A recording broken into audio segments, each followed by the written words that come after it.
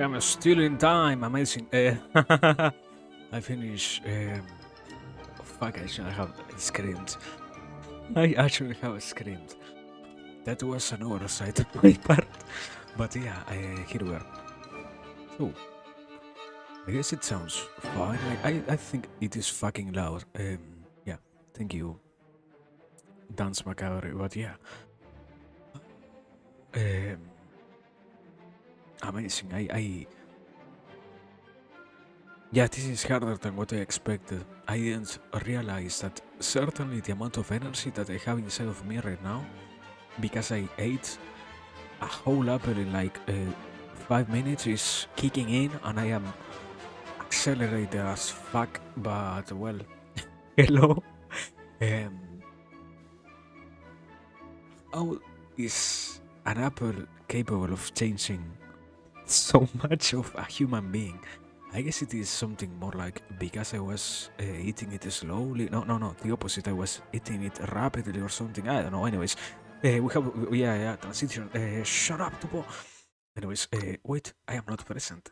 Okay, okay. There I am. I appeared out of nowhere. I appeared. Um, hello, hello, people. Um, yet another fine day. We found ourselves here. Welcome. It has been quite some time, literally yesterday, since we saw ourselves. But, well, here we are. That is more than enough, I guess. Um, I said it, but just in case, I have to go and. Not that I was really obligated to anything, but just I wanted to finish with some with some stuff that I had pending. And I think it is the reminder of if I want to stream in my case, I should try always to finish everything else, no? So that was pretty, in that sense, kind of useful. Because I remember what I had to do and such. But anyways, besides all of those things, and once again, those notions aside, the most important thing is we are here. I I I think we are doing fine after like how much? 24 hours or so since the last, no, less, a little bit less. Um, of time since the last stream, and well, more than certainly happy of getting to continue with whatever it is that we have left. In this time, in this occasion, I have to progress still to finish the second half of the lessons that I left unattended. Sadly, I I failed at the most basic thing that was to stay awake, and I didn't. Well, it was partially for yeah, okay, okay. I have excuses. I won't really use them because after all, there is no usefulness behind simply excusing myself behind those things. After all, so yeah, the main idea is here we are, and that is more than enough. Now, without further ado, because I think I forgot to say it before, um, hello everyone. It has been a pleasurable time since the last one, so I hope we can today also have a nice occasion. Hello lurkers, hello world watchers, hello viewers, hello Cloudmake in particular, hello everyone. But yeah, here we are. That is sufficiently good so far. I feel like, but well, um, besides everything that has happened, I think we yeah we have to continue with the video later on as always. Like probably in like an hour or so, when this ends up being, I will say something mm, impending on us, something along those lines. Or for now, we can simply enjoy the act itself of thinking and talking and such, as it isn't really an obligation for us to worry or to directly jump into the topics. I feel like, I mean, I haven't always, not always, since I changed once again back into this format, quote unquote. I was thinking, and I feel like certainly there is a good difference or a good way to mark them as two distinctly di- yeah, different sides, and it ends up being good because after all, that was, yeah, I think that is also another problem. I was starting once again to bottle up and to have, yeah, one of the main reasons as to why I started streaming, be between the million different reasons as to why I did so, it is that I always enjoyed the act itself of sharing out loud, I will say, the different ideas that I had in mind and such, and it was becoming rather problematic for me to keep doing that here, although it was literally something that I could always do, because I was simply focusing too much on everything else, like what are we going to do today?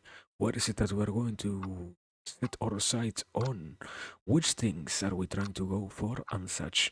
And that was, I don't think, the biggest problem, but it became certainly problematic, at the very, very least, to an extent to which you can notice that it is, or in my case, I could notice it was becoming unnecessarily heavy on myself, because after all, I feel like after so much discussion of this, the main thing will always be you need to find entertainment, and you need to do your best to not get bored out of the act itself of streaming, let's say. So it ends up being rather a worrisome question or a worrisome topic to not even try your best when it comes to, let's say, being part of, in these cases, no, these moments of, yeah, of self-regulated enjoyment, I will say. And when it simply becomes self-regulated, in at the very least, in my point of view, if you're robbing out of yourself the chance of having them happening consistently enough, and you're really not allowing what is you to go through those moments of, after all, enjoyment, because simply you're probably, oh, yeah, occupying your mind with reasons and such similar things that might not really be that important for you. Um, you're, I wouldn't say doing a disservice, but you're just finding yourself dealing with the problem of, obviously, you are in a path in which one of the big priorities is always to have a, yeah, to ensure that you can keep going. Let's say you are forgetting about the main thing here, and that is you can't keep going on anything that you are truly not enjoying the least. And there is a certain idea that relates to when there is so much consistent, unavoidable levels of pain with almost or directly no side of feeling good. You are only giving your brain less and less things to work with in terms of self motivation, the capacity of motivation that exists inside of the brain itself, and not in a figurative sense, but rather in the most neurochemical one. And if you forget in those cases that you need to have some minimal amounts of enjoyment over what you're doing, and you need to even more let yourself be presently having a good time. What ends up happening is after a certain point, be it earlier or later, after a certain point, not a figurative part of you, directly your brain says, thank you, brother, for what you tried to do here. I don't want anything more out of this. And it gives completely up on what you are talking about. And it directly dictates that it wants nothing else to do with what you have been mentioning. So certainly that is also a problem. Maybe not the biggest of the problems that somebody from the somebody with an average life might have. I think so. There are some more worrisome sides to it. I mean, if you're already finding something that you like enough to do and such, you shouldn't be finding yourself dealing with the constant side of not noticing how necessary it is for you to enjoy itself what you're doing. So I don't think that is, once again, one of the biggest problems that you are going to have if you have an average life. But after all, I think I will say, tying it with a different concept, if you tend to be a hyperproductive human, what might happen in that sense is you forget about the necessity of, in these cases, also having a good time, because after all, productivity doesn't really take into account what is the factor of enjoyment and such.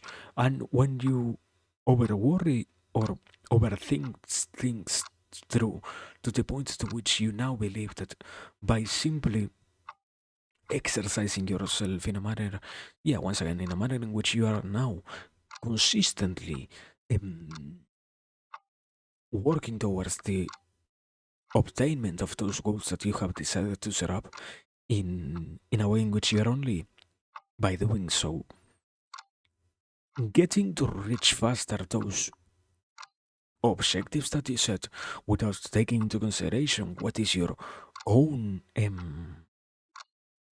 well-being. I think when you get to those points you do end up forgetting about how necessary it is for you to also keep not only looking towards the goals that you want to achieve, but also to what is the mechanisms that are being consistently or constantly throughout time played so that you get to activate them fully enough, let's say. And I do not say it as a manner, as a figurative speech or something like that, in which um, you might believe that you're overworking yourself, but you're not doing enough, or the opposite, you're overworking yourself without taking too much of you into consideration. I think it does happen to quite, I don't know how much of the population really is um, hyperproductive. I don't think I have yet seen numbers on that side of the spectrum, but it does tend to be a, yeah, it seems appealing to me to take into consideration those type of people when you mention whatever is related to the achievements of a goal, I believe.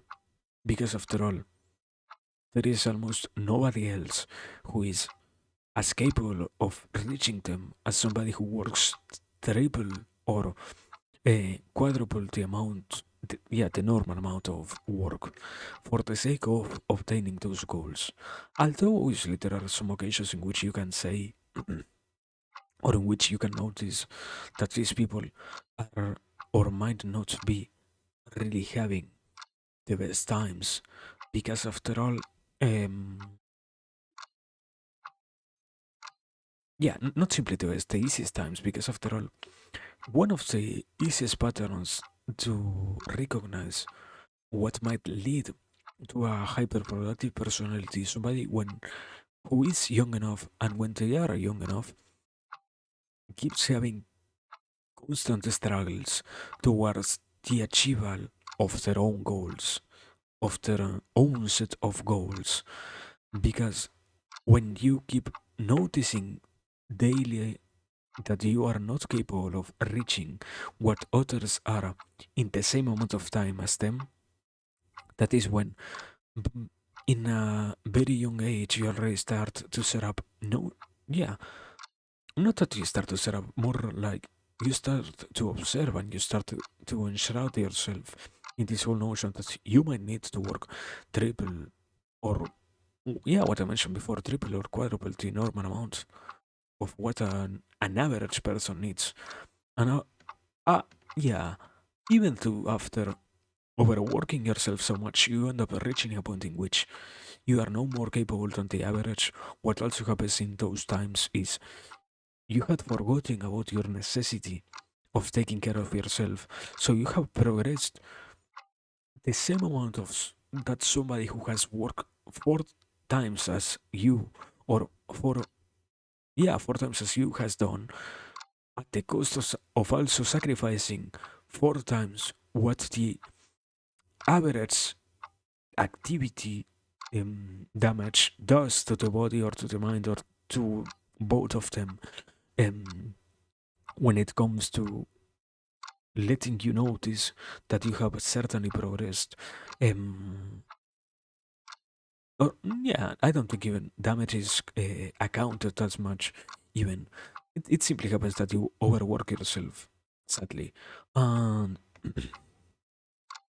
you have from there. I think you have already a big notion that moves directly kind of into what ends up being itself the different notions and the different understandings brought by this whole wave, let's say, of ideas and concepts and things that you might want to work on because you believe that they are worthy enough of the time of anybody, and in this case, you're probably sacrificing yourself for the sake of achieving those things, you know? So, the more you keep pushing yourself, I think I said it before, it is you work 4 times to reach, yeah, you work 4 times faster than the average person because you reach 4 times higher what the average person does, but you also receive 4 times more damage than what the average person receives. And that is where I am a little bit wrong, I have to accept. In reality, you don't only get to experience 4 times more damage by pushing yourself 4 times harder as the average person. I think I don't, yeah, it wouldn't be possibly um, quantifiably measurable to expect to see, like, if you work in half an hour, 2 times the amount of normal work, you are going to get probably a 200% of backlash from that amount of stress. And if you work 300, yeah, if you work in half an hour, 300% of the average work, you might get probably 350 or 400 of backlash. There is not such a measurement of that. I don't think we have yet fully discovered a recipe that applies to everybody. And also, I mean, after all, the main problem is when it comes to personalities and when it comes to the notions that abide to everybody who is hyperproductive, you also have to take into account that these people, once again, are very particular in the ways in which they work. So you sometimes might be dealing with someone who is incredibly capable of optimizing their work to an extent to which they can only do particular actions incredibly rapidly by sacrificing the rest of their time focusing on the biggest of their problems. And there might be a certain subcategory of those hyper um, hyperachievers, hyper workers, however it is that you want to call them, who are willing enough to sacrifice themselves because they can balance the work itself in a manner in which they don't really burn out as much. But I don't yet. I see it as logical. The problem is I don't know how much of it can truly be transferred into something um, observable as logical, nor something that can be minimally useful for the sake of um, what is it? In these cases, understanding the human who has tendencies towards burnout and such. I think so. But yeah, I don't know. I don't know. I think it seems to have, yeah, let's say like this. It seems to have enough ideas by itself that you can try to arrange in a manner in which you can come up with different conclusions while the main problem might still remain untouched because there are so many considerations that you have to do that by simply starting to organize them all into a set slash list of things that you can observe properly, you get to discover the different connections that do exist between them, and you get to become more aware of what is this type of personalities and really getting to bring into, yeah, into the light any type of clearance about which problems do haunt these people. So I don't know, I don't know. I think certainly I will have to say, let me pause here for a second. Certainly will have to say that it is being problematic for me to go so fast. I think I am certainly caffeinated a little bit. After all, I wasn't, I guess, bodily ready to intake that much sugar in such a short amount of time. So I can see why I am so incredibly altered out of nowhere. But it feels amazing, so I am not going to lie. It isn't like, although their quote unquote rest might not be capable of following what I am saying, although that might be true, it doesn't really mean that I am not being myself capable of enjoying it. I guess. I don't know. So yeah, the point here that I try to make is, sorry if you can uh, keep up with my rhythm. I am I am aware that it is faster than usual, even, and that is, I guess, my fault. Not that I guess I know my fault, but I have been always thinking about it, trying to change into a different topic. Also, I have at the very least personally a tendency towards not even saying things completely honest, but rather always prefacing them with manners in which I can distract them from being noticed by everyone else as the complete reality that they try to be. And by doing so, it is that I also become aware of the notions that kind of play a huge role in all of this. Because it isn't like I don't want in any way to just say that I am having a certain struggle.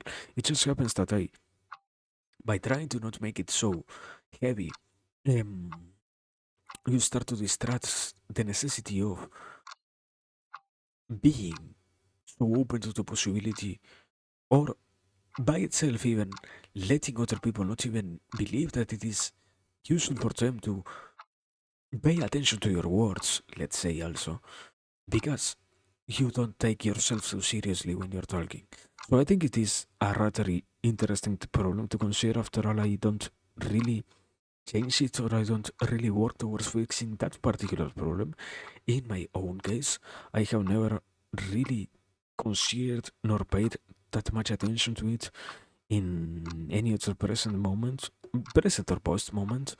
I do know that I have that one tendency, and I do know that I have that one um, very reoccurring pattern of speech in which, as I said before, I tend to make it seem like the point I'm going for possessing a little bit less of an importance than what it might really have. So I don't know. I think if I had to be real, probably it is going to be annoying. After all, you will want to be with someone who knows what they are talking about, and there is a point in which humility becomes simply um, humiliatingly stupid behaviors towards trying to seem uh, humble instead of really or real humility. Something like that, I guess. So I don't know. I don't know. I don't really pay that much attention to myself once again, and I continue with that same line. I don't really get to analyze what is the current subject of my own life that many times in the week, in the month, in the day, in the year, sometimes even. So to do it openly always has a weird feeling, but at the same time, once again, it ends up being necessary for us to do so, and that is why I think after quite some consideration, it does become worth it to always be self analyzing and searching those things that make up who you are. Because after all, you always have those notions and those ideas. I, I don't know if at this point we're even properly using this term or not. Cognitions around lying in your mind that needed to be expressed, but the unwillingness of talking about them and the unwillingness of even making them to yourself clear that you have been thinking about such things doesn't let you advance in life itself. Because the problem isn't that you just out of nowhere go and say that you have X or Y problem. It rather is that you have, after so much time, become not just aware but also capable of recognizing what lies behind these actions that you can now then execute.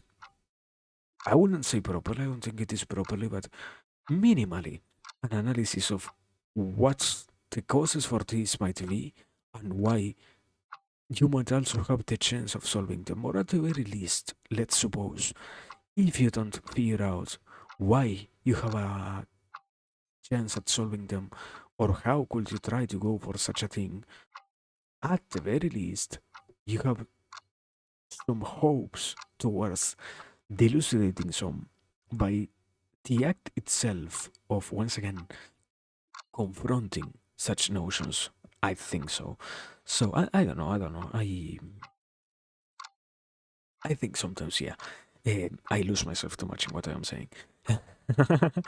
So yeah, I can't really follow up even what is the point here, I guess. Uh, so I guess at this point I can really say that I want to drink some water after all. I Yeah, I am incredibly accelerated. That was a fucking bad idea.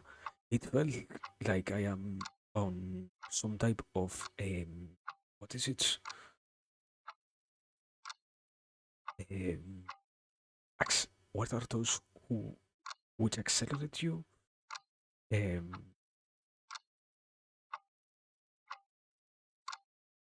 Dilators. It is something related to the dilation of the blood vessels and similar things. Stimulants that something like that. It feels like I am on. So yeah, bad idea. It has been already half an hour. It felt like 5 minutes for me. This is a prison. It has become my own mind, my own prison. So yeah, let me drink some water. I need to calm down a little bit.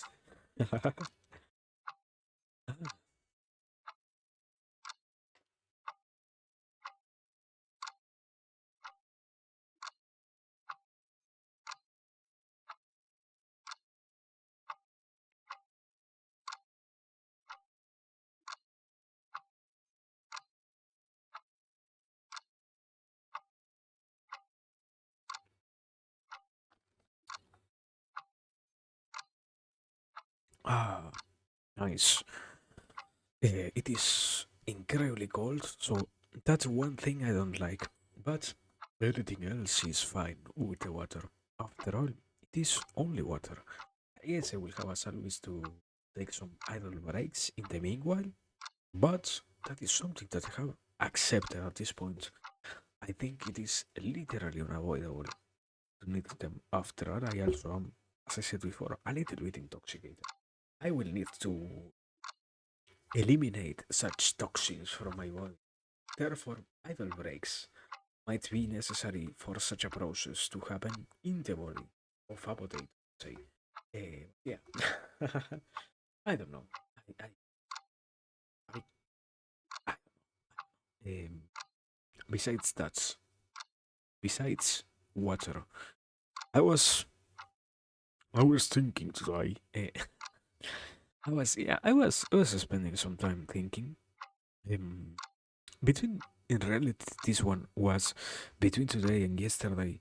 I learned something very practical, something very, very, very, very practical, and that was this whole notion of how muscles themselves have one property, one main property, that is how you get to pump blood towards the muscles to stimulate them, in the sense of that is how you tense yourself up.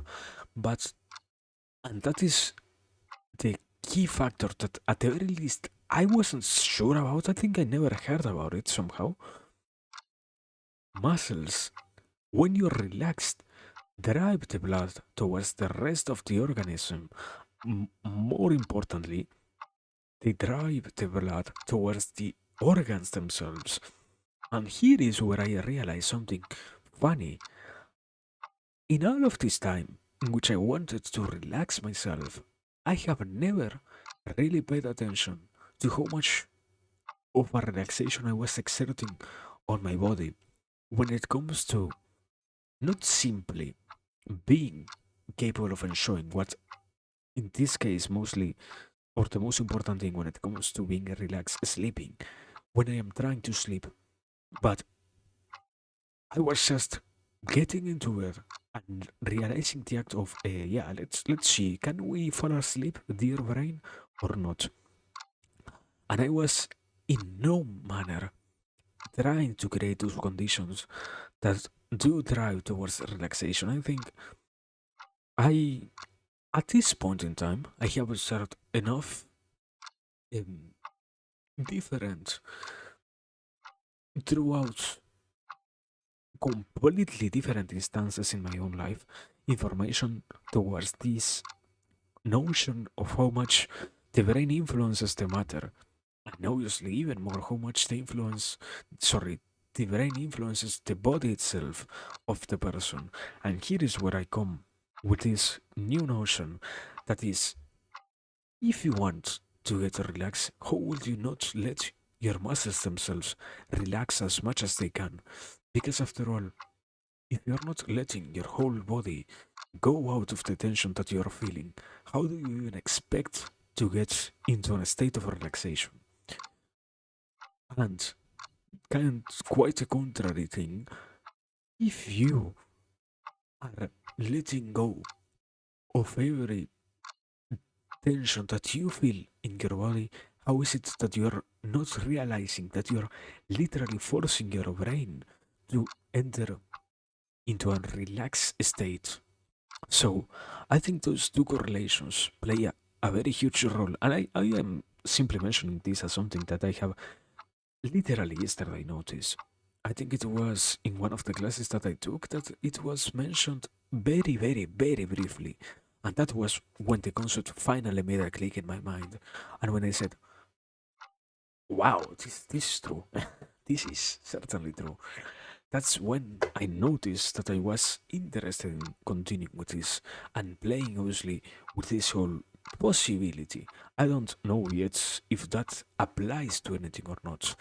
And yeah, there are some certain things that I don't get to understand fully about the body. I guess I will also have to learn a little bit more about it because, after all, at the very least, on my very best test subject, that is always myself, I get to experience sometimes what are um, abnormal palpitations in very intense ones. So I don't know which thing might be causing them so far. And I would have assumed they were created by my lack of physical form, no,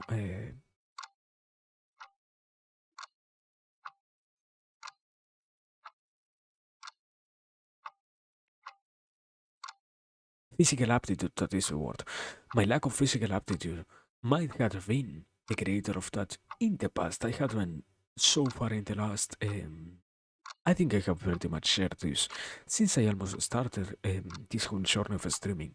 I had, proudly enough, at this point, taken care of what is my body in a manner in which now I don't have to say that I am no more in a bad physical condition. So I don't have to be ashamed of that, and I don't have to bear that as a big factor when it comes to many problems that do come with the act of trying to see what might be affecting, in this case, my heart palpitations. So that is certainly something that I can't point out as a reason, I guess. Yeah, I am not even having that much of a bad sleeping pattern also, nor I am not even although my sleeping patterns might not be the best, I am still getting the enough amounts of time of rest necessary. So yeah, I don't know. At this point, I am going too much once again back into what is only myself. So yeah. Besides the point, what I was mentioning is you can always see how different notions once again can be applied to you. In this case, it is to analyze how can you influence your surroundings so that you get then use all of those tools and to use all of those notions for the sake of easing yourself out in time. After all, it is always a necessity for you to not have so much of a painful um, existence. In this case, it is not necessary for you to struggle every time that you go into bed. And even more, if you're wishing to get, in this case, what with what I mentioned before, in a deep sleep state, force yourself to fall into that without properly taking the measurements that will ensure such a such a moment from arising, I guess. But I don't know. I think there are still some other ideas that I will have to connect, and I see them starting to mm, merely form inside of my mental images. So yeah, I on that path we are yet to finish with that one. We're only, I wouldn't say only getting started. I think we are probably at like the 30% or so. So yeah, I don't know. I don't know. Um, that's what I wanted to mention. Also, after all, I mean, I I was incredibly fixated on that once I got to understand it, and I guess that is also something else that I have a very big tendency towards. I get to sometimes I entertain myself too much with certain ideas, and I don't know why. I can't hold myself back from sharing them with others. I guess that should be part of what makes this in some way entertaining. After all, it is always what I mentioned. Beautiful to hear someone share what they're creating and what they have been truly ruminating about, because that is also when you get to hear their completely unbiased view of those ideas in a manner in which they explain things as if you also were somehow capable of following what they had been talking about, not presupposing that you are somehow not at the same degree of understanding, yeah, of understanding about those concepts, or even if you are not, being so articulated on those matters that you get to, at the same time as them, go along those lines and those moments of discovery of ideas and fully experience what lies behind those moments. I don't know. I do realize that I have them too much, and I don't see them particularly as something beneficial yet. I bring this one point. At this point, I think it has been like 3 or 4 times already. Um, Time after time, because I believe it might as well be the easiest way in which you can get to discredit the imposter syndrome that comes with, in this case, this whole journey of simply mentioning what you have been thinking about. After all, you have no necessity of doing it, yet you somehow do it. This kind of a mirror by itself, I guess. But I don't know. I, I certainly can't put sometimes my ideas into more comprehensible states and such. So please bear with me as we struggle to even articulate a minimally comprehensible sentence. I feel like in these times, and even more obviously, if I get to spend like half an hour literally going time and time around the same, the exact same idea, because that is also a big problem of this, that I literally don't move from what I was talking about before, no matter how much time passes. So yeah, I don't know. I don't know. I am trying to not have it happen so much. It is still hard to fight against or to fight back those desires of simply repeating the exact same thing always. So yeah, uh, I don't know. Let me. I feel like I will drink something, and after that we will probably continue. I feel like.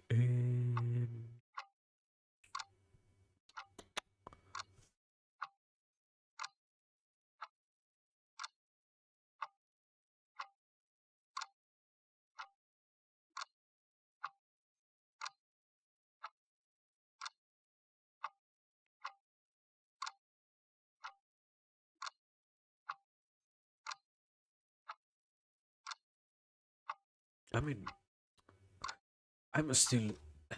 I guess this time around, ruminating throughout an incredibly big amount of ideas. That so I am struggling a little bit with organizing myself on what is pulling out one in particular.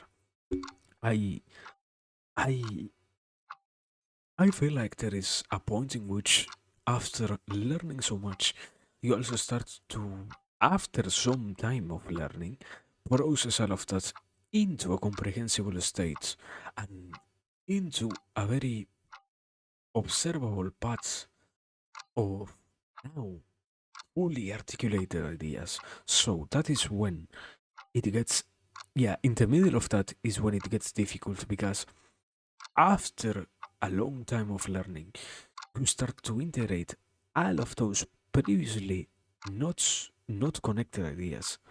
And when you're doing so, you certainly experience what is almost an overwhelmingly um, not painful but weird feeling of how is it that I knew so little, or how is it that I was so incapable of seeing so many apparent connections that existed in literally all of the things that I had been learning about, I guess. And that is a constant thing that happens throughout life. But uh, yeah, not a constant, a consistent one, because it doesn't happen every single day. It does happen like from months, yeah, maybe from once each month to sometimes every other month or even less. So yeah, that is weird. That is incredibly weird after all. You will guess that if you're really learning about things, you are fully making progress towards always making your whole diagram of ideas more and more understandable. Not that out of nowhere, after, I don't know, weeks of no progress, you get to experience what was called by, at this moment, I don't even remember who was it, those moments of insight in which you see all of the connections behind what you had been learning. So, I don't know, I don't say it as something bad by itself. I don't think it is in any particular way something negative or something so bad, or not simply bad, so painful. That is the word I think we can utilize in this case, because after all, it can't be avoided, and it can't in any other way really be forced.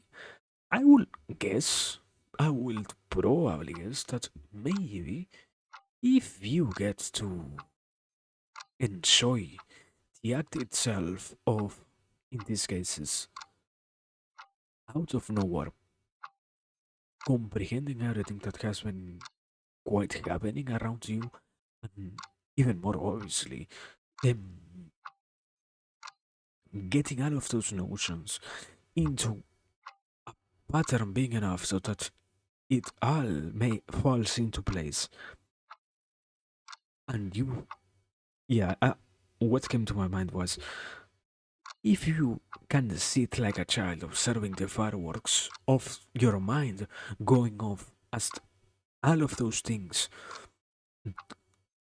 start to connect with one another in the background instead of being constantly annoyed at the noises that are created from such a terrific um, spectacle of the unconscious side of the brain.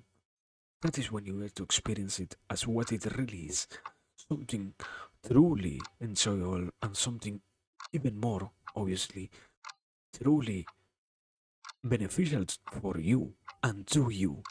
So yeah, I don't know. I think the problem is once again we don't really talk about those things that much. I feel like I I observe it as we had been talking about this some days ago with a friend.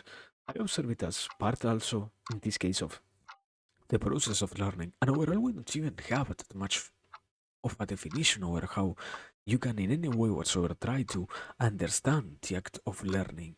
It is almost sadly it is one of those innate things that should happen to everybody.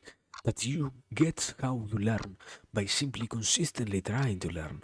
You can't in any other way out of nowhere get to experience those things. You just go and try your best, and if it happens that you understand something, you did it. And if it happened that you didn't, then I am sad, but my brother, goodbye.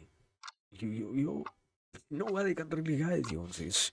You just have you just have to guess, and you just have to try your best to see if it in any way makes sense or not. So yeah, I don't know. I don't really know. I feel like a terrorist. So yeah, I don't know. Give me. I feel like at this point, once again, yeah, I literally what I just mentioned before. I have ideas passing through my mind, and sometimes what I do is really just mention them, believing that somehow I know what I am talking about. In reality, I don't. I literally don't. So yeah, I don't know. I don't know. Anyways, continuing. Moving into something different. How much time do we have left before? Uh, before we reach the hour mark. 5 minutes. Amazing. It is literally all that I yearn for. The, what did I fucking say? One? Yeah, I guess it was one, no? I guess. So yeah, I that's all I want. Also, there was a Bob redeem and I didn't see it. I failed as a Vtuber. I have to accept that. I failed as a Vtuber. I do have Klondike. I literally just saw it. I didn't take into consideration that when you refresh the page, it doesn't show you the redeems, and I didn't check the panel, the activity feed to see it happen. No. But anyways, just in case, did it is also yeah. Okay. This is completely unrelated. This is completely chit-chatting. But I noticed that when I make those bob sounds, there are multiple ways in which it can happen. And there is one in particular that I can't yet properly replicate every single time that I want it to happen that makes it sound more like a proper. It is something I don't even know if the rest can really hear it or not. I feel like probably it is one of those sounds that really has an impact when you produce it yourself on your own, in this case, perception of it. but I don't know if you can really notice. For example, I think it is pretty silly topic, no? But still, let me show it. That one is very muffled, and in comparison, something like is very different and very also quote unquote deep. And that is when I don't really know if trying to perfect such a technique will in any ways really be useful. I would guess probably the main thing is to try and always satisfy the what is it the yeah the self satisfaction brought by knowing that you can do something properly. Like in this case, such a simple sound that is the bop sound that does happen quite naturally. And I don't know, once again, I don't really get to put my head that much into the matter itself. So I don't have a proper explanation, I guess. I, I just feel like sometimes trying to make sense out of it is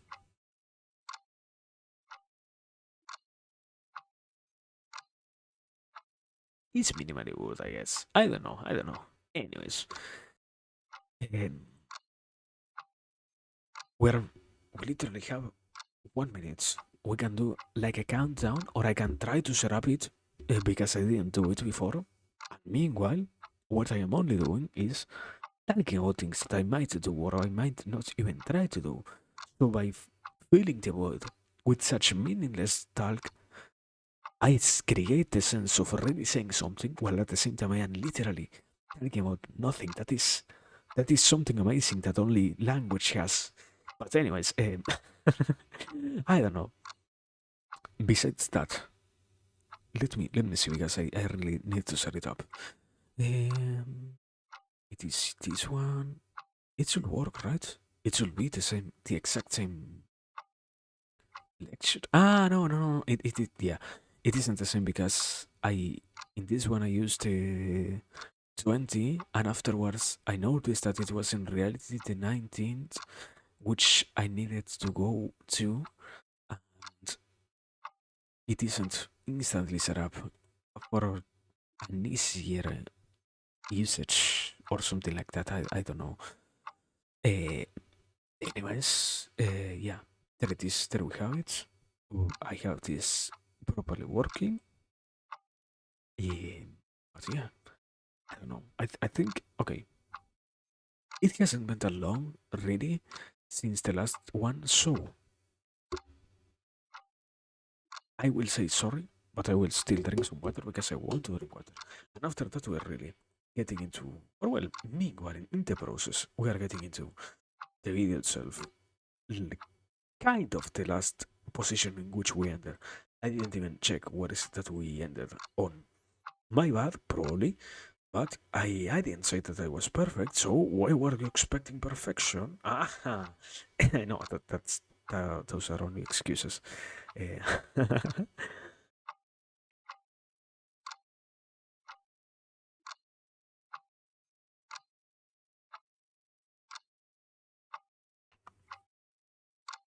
but yeah, besides besides the point is to watch this. Let's see. Let me also amazing water. Cold water is tasty, tastier.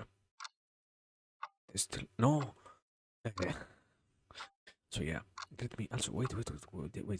I have to hide this for the next time. Okay, yeah. Now we're on this scene. I should have to speed up, right? Just in case. Let me check that. No. Yeah, it wasn't properly sped up. Okay. Everything else is turned off. I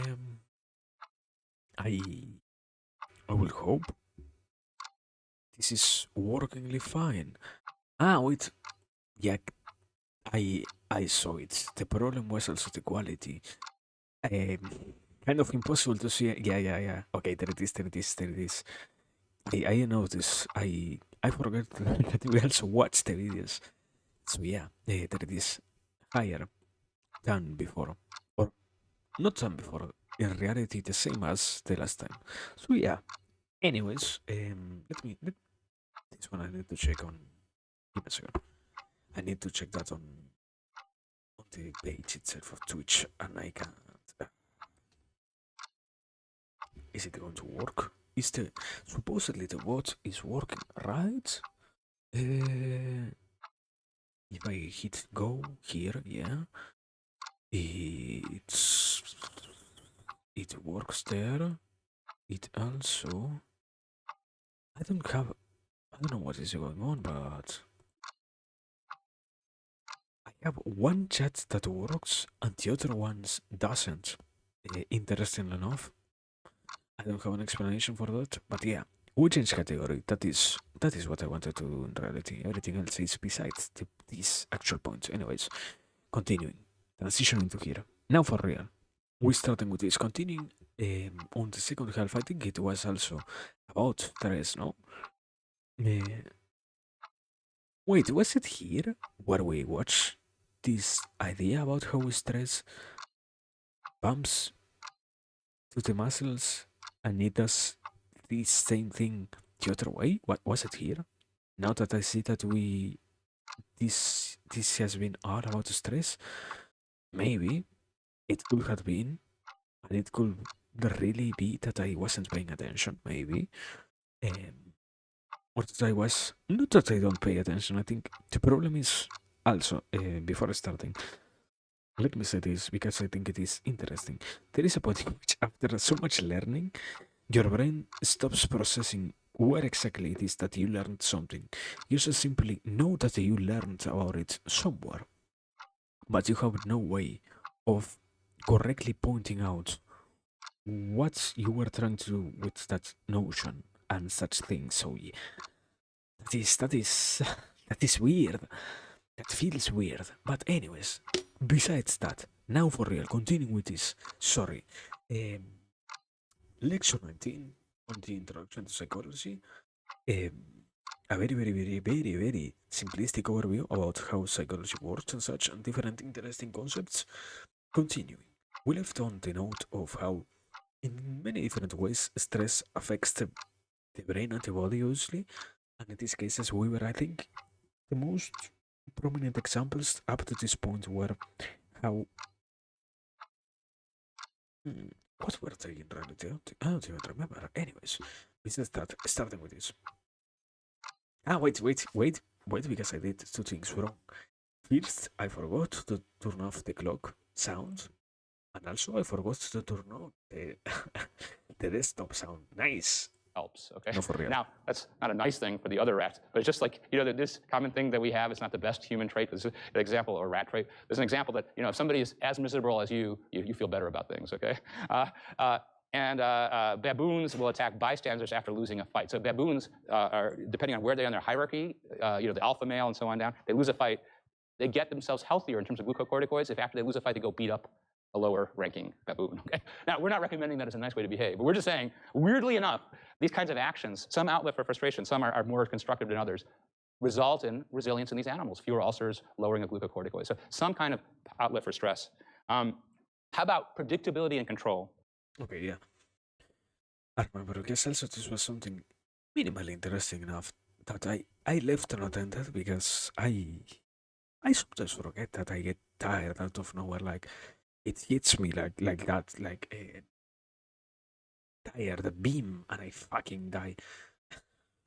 But yeah, um, what is being mentioned here is pretty much useful. I feel like at the very least, because after all, you can start to see a lot of connections between these ideas and what is the ways in which you, as an individual, tend to de-stress. Because most of the people don't really engage in activities that are fully relaxing to induce um, relaxation itself.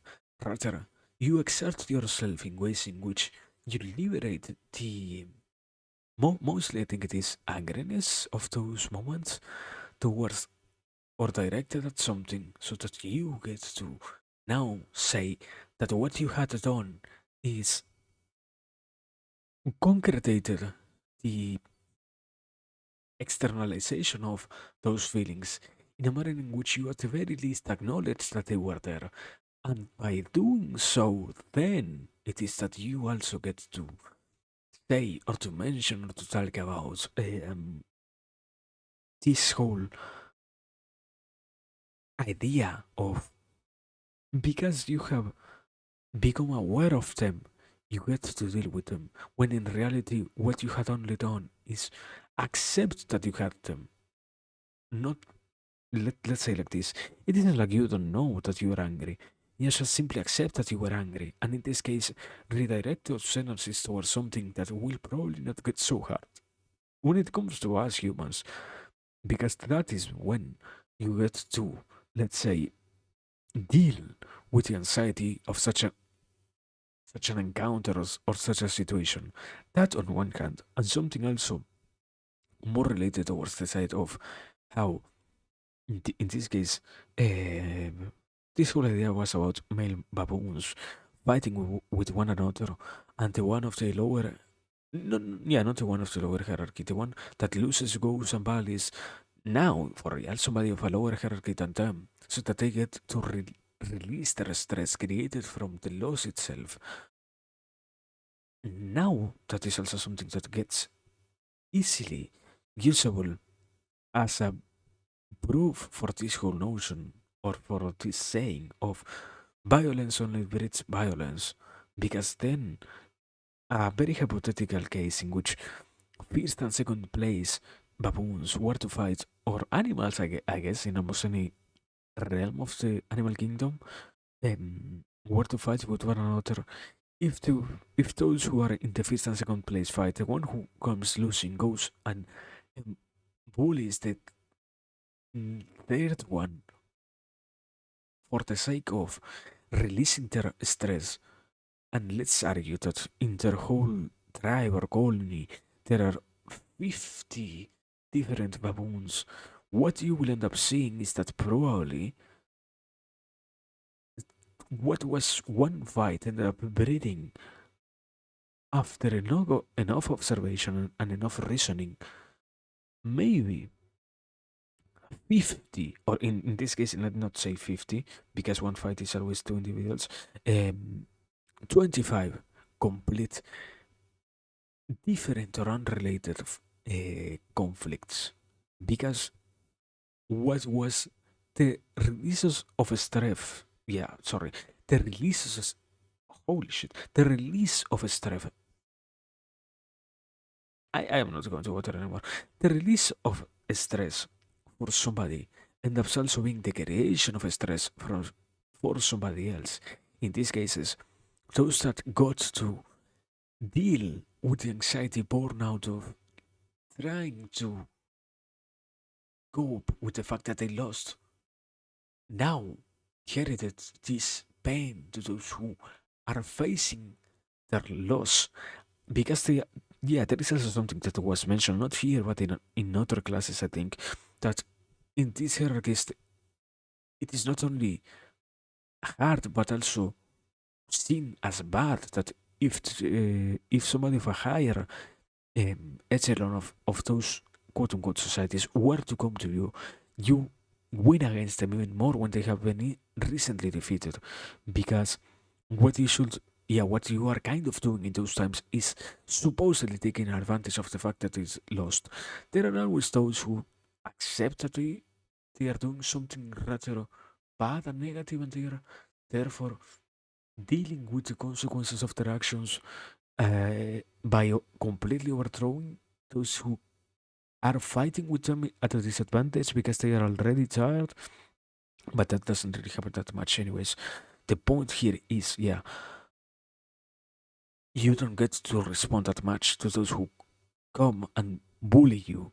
So you have now to carry that loss and to carry that stress, and probably what you're going to do, you're not an animal that will think rationally and say, okay, I shouldn't fight anybody else. I have already seen what were the consequences. I will probably trigger not only uh, angriness in the next baboon, but also make them fight another one to relieve that angriness. So, yeah, I think that the point here was that it can serve pretty much as a almost I feel like the best example of how violence breeds more violence, something along those lines. But I don't know. I think it also is not that much observed and not that much really seen in nature or in almost any type of environment. I feel like. So yeah. Besides that, now for real, continuing into something different. I feel like let's go. So if rats hear a warning before a shock, even though they get an equal number of shocks, they have fewer ulcers. So as long as they can know the shock is coming, it's pretty, they have all the dread of that too, but they feel like, I know what's going on, and that literally results in fewer ulcers. If food is delivered to a rat at intermittent intervals they can't predict, versus randomly, they can, versus random delivery, they're more stressed with the random delivery. Again, prediction, equal amount of food, but if they can predict it, they feel like they know what's going on. Rats are given a lever to avoid the shock. Even if the lever is disconnected to the shocks, the stress response is reduced, right? So it's kind of an outlet too. Like, here's a lever I'm pushing. It doesn't do anything, but they feel like, who knows, I mean, I feel like I have some control. Same thing with people. They did experiments where they give them noxious noises, and one person has a button to stop the noise. They're less hypertensive, whether the button is pressed or not. So they don't even have to press, but if they feel like they might have control, that's already a protective measure for stress. And there's famous studies looking at occupational stress because some jobs have very high demand and low control. The most famous one that I know of is from pilots in World War II in the British Air Force. And they compared the pilot who sat up front and rode the plane versus the person, the gunner. If you think of those airplanes from books or movies, there's a little turret down and there's a gunner shooting at the other planes that are shooting back at him. Does he feel like he has any control? No. I mean, wherever the pilot's going, he's like, no, don't go there, don't go there. The other's shooting at him, right? So, and then they look at the life expectancy and health of the people, and the pilots did a lot better than the gunners, okay, after the war, because the gunners just went out day in, day out, and they just went wherever the pilot took them, and the shots were coming out. And so everybody was at risk, but the pilots felt they had control, and the gunners felt they had no control. So many different examples. Here's a very famous one, and I read somewhere they're making a movie of this, although I don't know exactly how they'll make it compelling, but here we go. So this is a study from Judy Roden and Ellen Langer, where they looked at the sense of Okay, completely. Yeah, yeah. One second. Sadly, we get to not really state that much on topics, so we only have to do our best from our end to try and see in which ways you can make it even more logical than what was already presented. I guess in these occasions, or yeah, in this very particular one, what ended up being really useful is this whole notion that what was mentioned there. When you believe that you have control over the situations that do happen around you, you get to experience what is a bigger satiation in these cases of your glands, or not simply glands, your brain areas in which, by knowing how things might go, you now don't feel so lost in life, let's say, let's argument, in the bigger scheme of things. So I can pretty much see it as just another, just not just another, yet another justification for what is the usefulness of consciously driving towards those factors that help you have a healthier response and a healthier yeah, go on or directly relationship with the different things that happen in your life. In this case, because after all, what ends up becoming the most immediate notion that arises after intaking such knowledge is, okay, now how might you in any way whatsoever apply this outside of what is being mentioned here? And that is easily, okay, which things might be in your control and which things might you modify because you are willingly doing so instead of out of nowhere feeling like those things are truly taking control of your life and truly are stripping you out of the possibility in these cases of getting to choose how you want things to um, unravel in your own life. I feel like that is when it sufficiently now feels not just weird as a random event, but rather it gives you the chance of releasing the pain associated with, in these cases, once again, this whole side of because you haven't given yourself the chance of even noticing what you might change, you are accelerating your downfall in the sense of not to speak figuratively, but rather you're truly accelerating your own death just because you're not accepting the necessity of dealing with the stress that is unavoidably going to harm you in one way or another, no matter who you are or how is it that you're dealing with it. Because after all, once again, this is an unavoidable side of life. I feel like so. If you're not applying this type of notions in your own self, what you're doing is simply letting the stress take more control. And I mean, something that was also mentioned, and this one I know over here, um, the first half, quote unquote, is that even if you believe there are situations in which by forcing yourself you get to overall do better, like for example, if you force yourself to learn, you're going to acquire more knowledge and you're going to enjoy more understanding about those topics than if you were to naturally come to those conclusions and intake slowly whatever is being presented to you. The reality is, even in those situations where your conniptions might make you believe that you're getting to a certain place better, or to a certain better place, what you're only doing is ignoring the consequences because literally your brain starts to die faster because of that. In the moments in which you overvalue your capacities of feeling good or of feeling right or anything like that. So yeah, I don't know. It is weird. I guess it feels weird, certainly, and it does have a lot of concepts to it that can also be united to what is being mentioned right now. But we will see later on. Besides that, now we can only continue. I feel like so. Yeah, continuing. I guess. And also, I don't know how much we have really paused at this point. I feel like let me see. Yeah, just 20 minutes. Like 1 minute, 10 minutes of pause, approximately.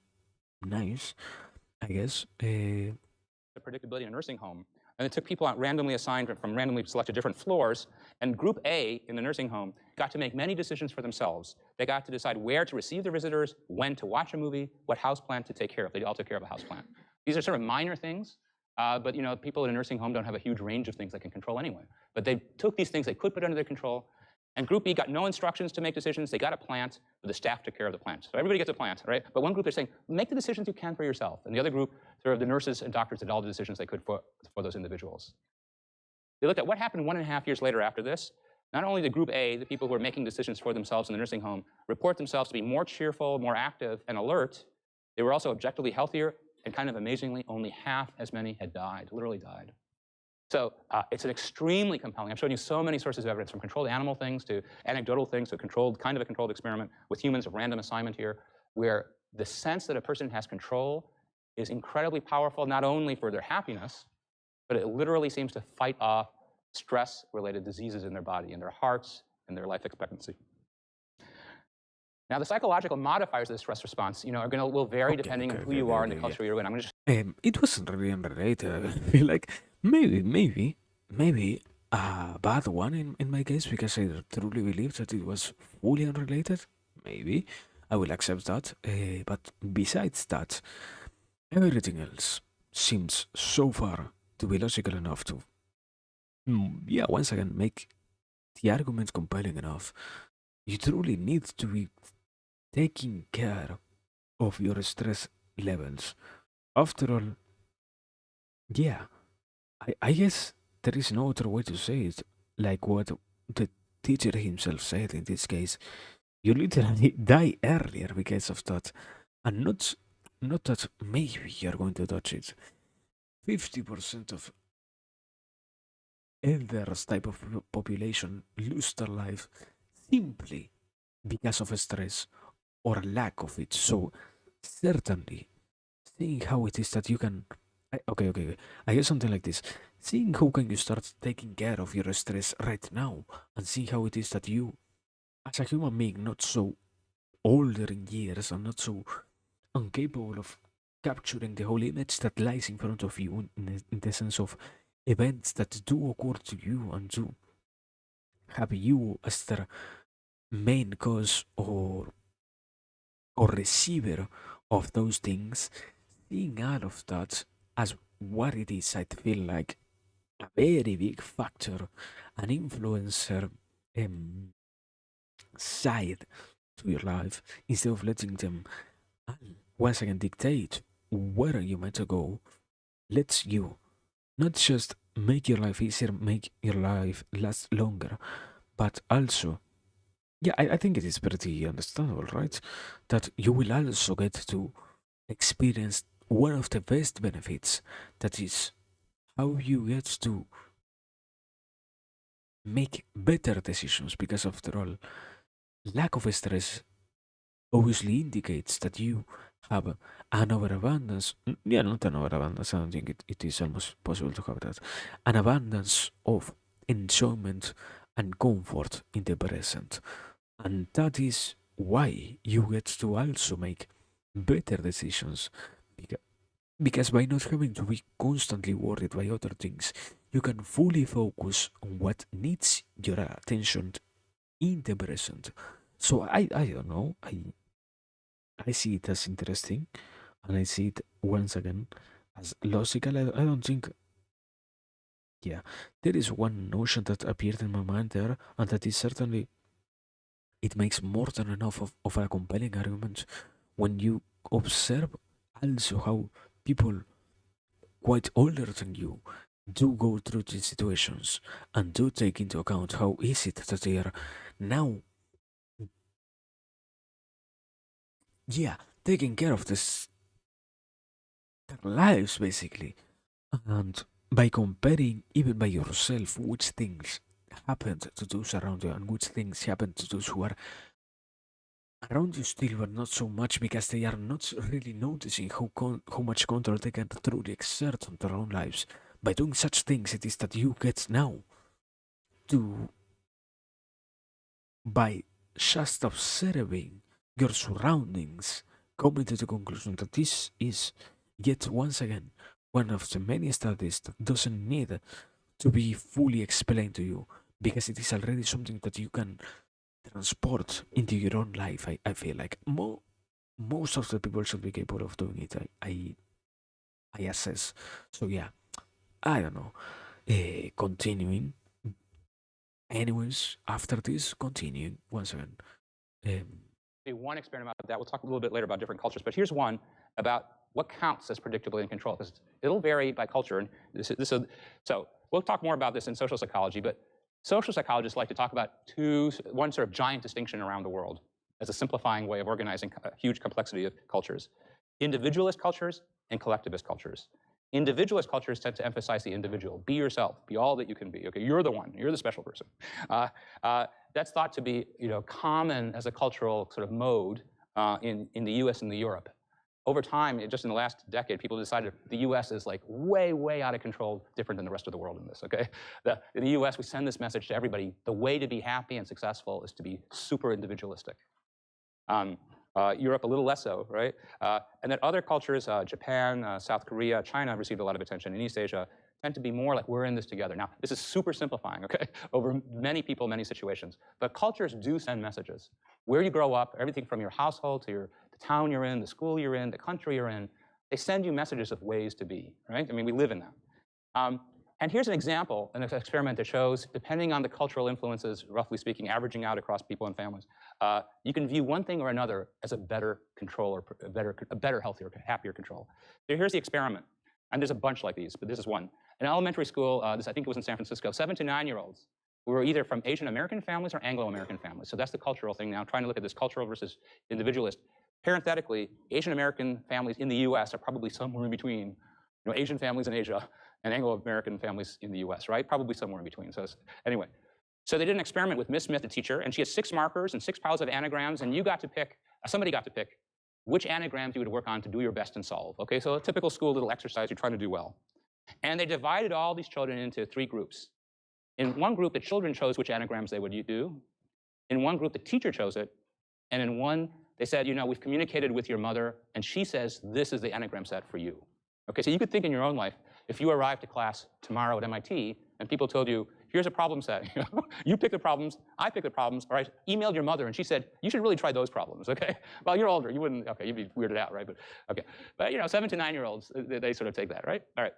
Here's the interesting thing. So we're going to talk about performance on the anagrams, because this is actual performance. What seems like a self-control thing. For the children who are from Anglo-American families, they perform best when they picked the anagram set. The anagram sets were all equal in difficulty. It's just like, I picked it, I know what I'm doing, okay? 4 times better than the teacher, and 2.5 times better than when the mother picked. That is, there's something about picking that set that makes them feel like that's the right set for them, and they perform best, right? For the children from Asian American families, on average, they perform best when the mother had selected the anagram set. 30% better than themselves, and twice as well as the teacher. So all this is saying is culture influences all of us in various ways, in complicated ways. This is one of the easiest things to identify is this kind of a cultural difference. But the important thing is it's psychological what you perceive as a source of control, right? So the way we interpret this is, for children who are exposed heavily to an Anglo-American emphasis on independent selfness, you're the one, you believe you'll do best, the most control is exerted when you choose.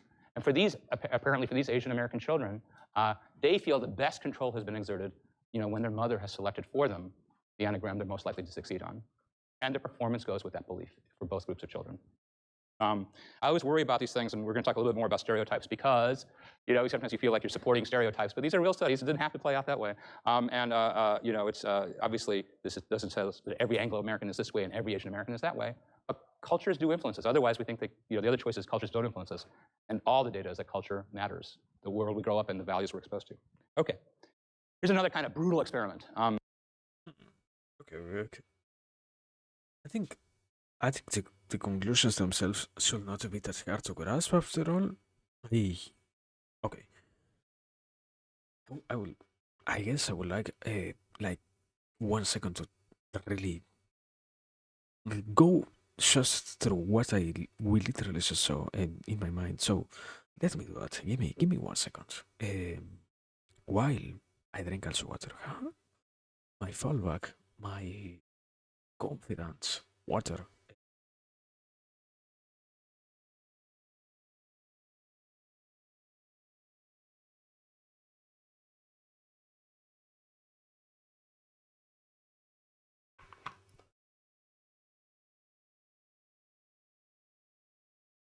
Okay, I think like this.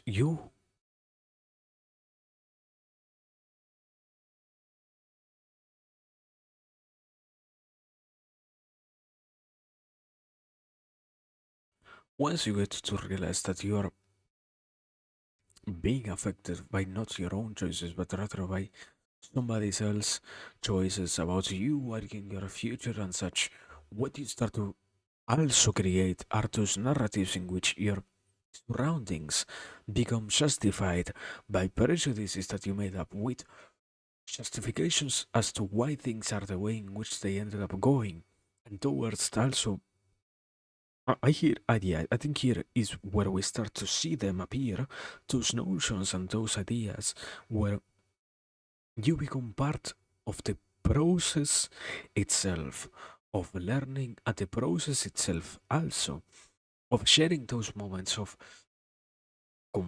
comfort and those moments of real enjoyment.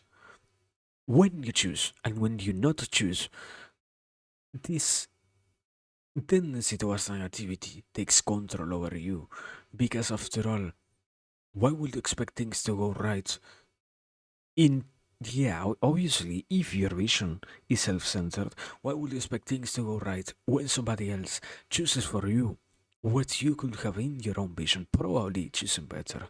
And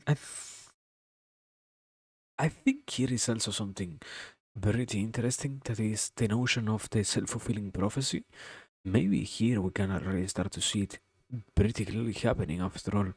a kid that doesn't realize that they are, by just believing that things going bad to them, creating a narrative in which those things out of nowhere start to really go bad for them, consistently happen, or to solidify their beliefs, because after all, they need to make their biases more consistent, um, because those notions always take place and always also inhabit those people.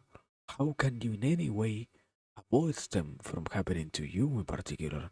If you obviously don't get to, in those cases, I feel, avoid really surrounding yourself of those moments and such.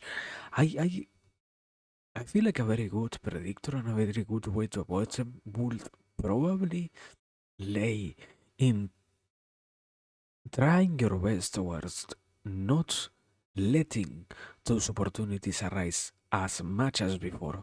Because after all, what you should always prioritize is not the moments of judgment in which you believe that what you are saying is the complete truthness, and therefore, once again, creating those biases towards the reality, but rather always doing your best to accept what comes to you and not try to justify it as anything, because by simply thinking about what is or what might be going on, you already create assumptions and you already make your mind around it. I guess in reality, if I had to give it a different response also, I will say probably you can't really avoid creating biases towards anything. So maybe what you can do is always believe that things, even if you are not the one deciding about them, will be given to you in a good faith, and by doing so, you will also be capable of working in ways in which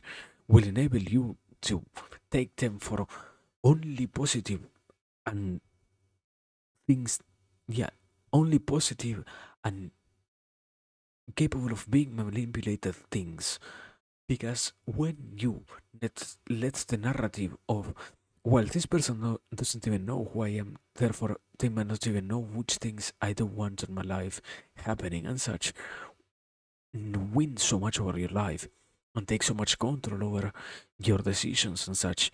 When you let those things happen, you suddenly get to experience the loss, I feel like, the loss of enjoyment born out of the constant attempts at in not just enjoying, but even more obviously liking and sharing those moments. I feel like I don't know. It gets complicated once you get to those realms of trying to see how might you in some way avoid it. I feel like okay. Let me give also another take. If you had to really pay attention to it, what you would probably do the best is in the lines of all of these concepts being so um, intensely important to you, you might not have the capacity of getting rid of them, but just by noticing how you are being affected by them, you will see how biased you end up becoming towards certain things.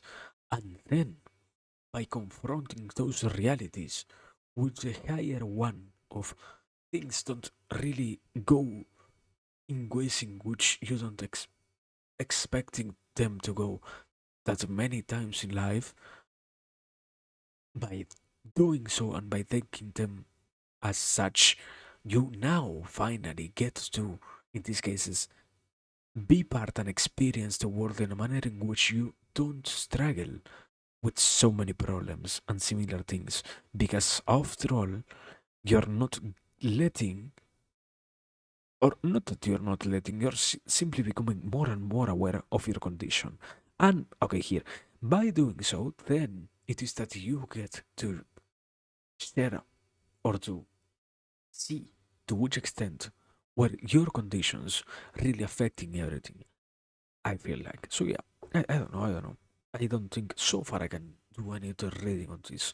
So we might as well continue at this point.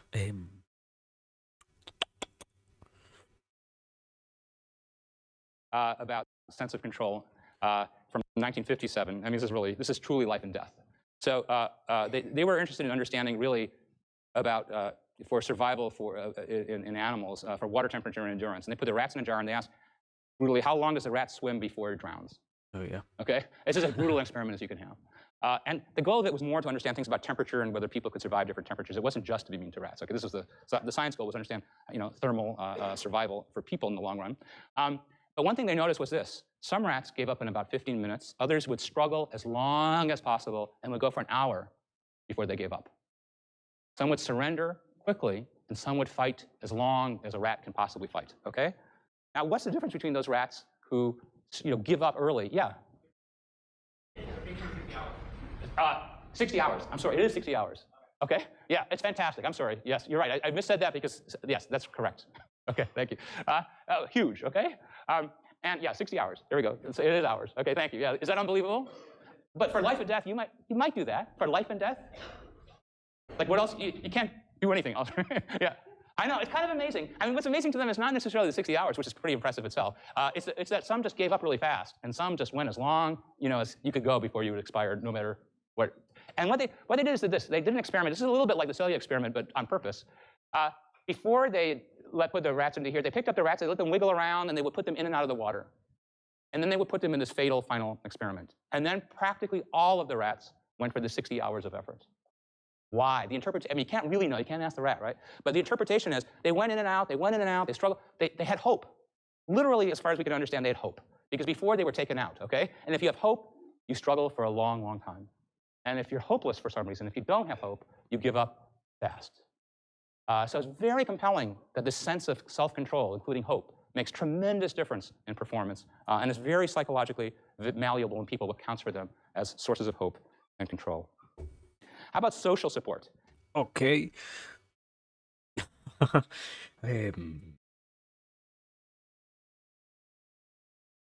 Yeah, I think this is probably one of the most well-known studies when it comes to psychology and similar things, because certainly it speaks a lot about human nature and such things of similar, yeah, similar studies. The problem is, I haven't really before starting this whole journey noticed how much of a tendency I have towards this whole idea of hope as something truly useful. So I don't want to make it a 20-40 minute long segment only responding to this, but certainly let's see, because there are a lot of things to unpack here. It is incredibly useful what is being presented by this. This is even, I think, if I'm not wrong, probably one of the not main but most fundamental foundations for what ends up becoming later on logotherapy is one of the methods in which you literally analyze which things is the human utilizing when it comes to the creation itself of hope, and how is it that they are deriving hope and similar things to their lives. Mr. Worldwide, So, Mr. 305, dale, today I just wanted to tell you, que a mí me gusta la Pepsi. There it is. Hello, Joel. Welcome, my brother. We are here. We are doing a little bit of a study. I hope. Let me say like this. As always, thank you. I hope you had a nice stream. I hope you had a nice one. Crab gamer. What were you playing? Were you playing Mac? No, right? You were not playing Mac. You said Crab. Crab does. Yeah. I don't know if Mac has scraps. I think it doesn't. But welcome. Anyways,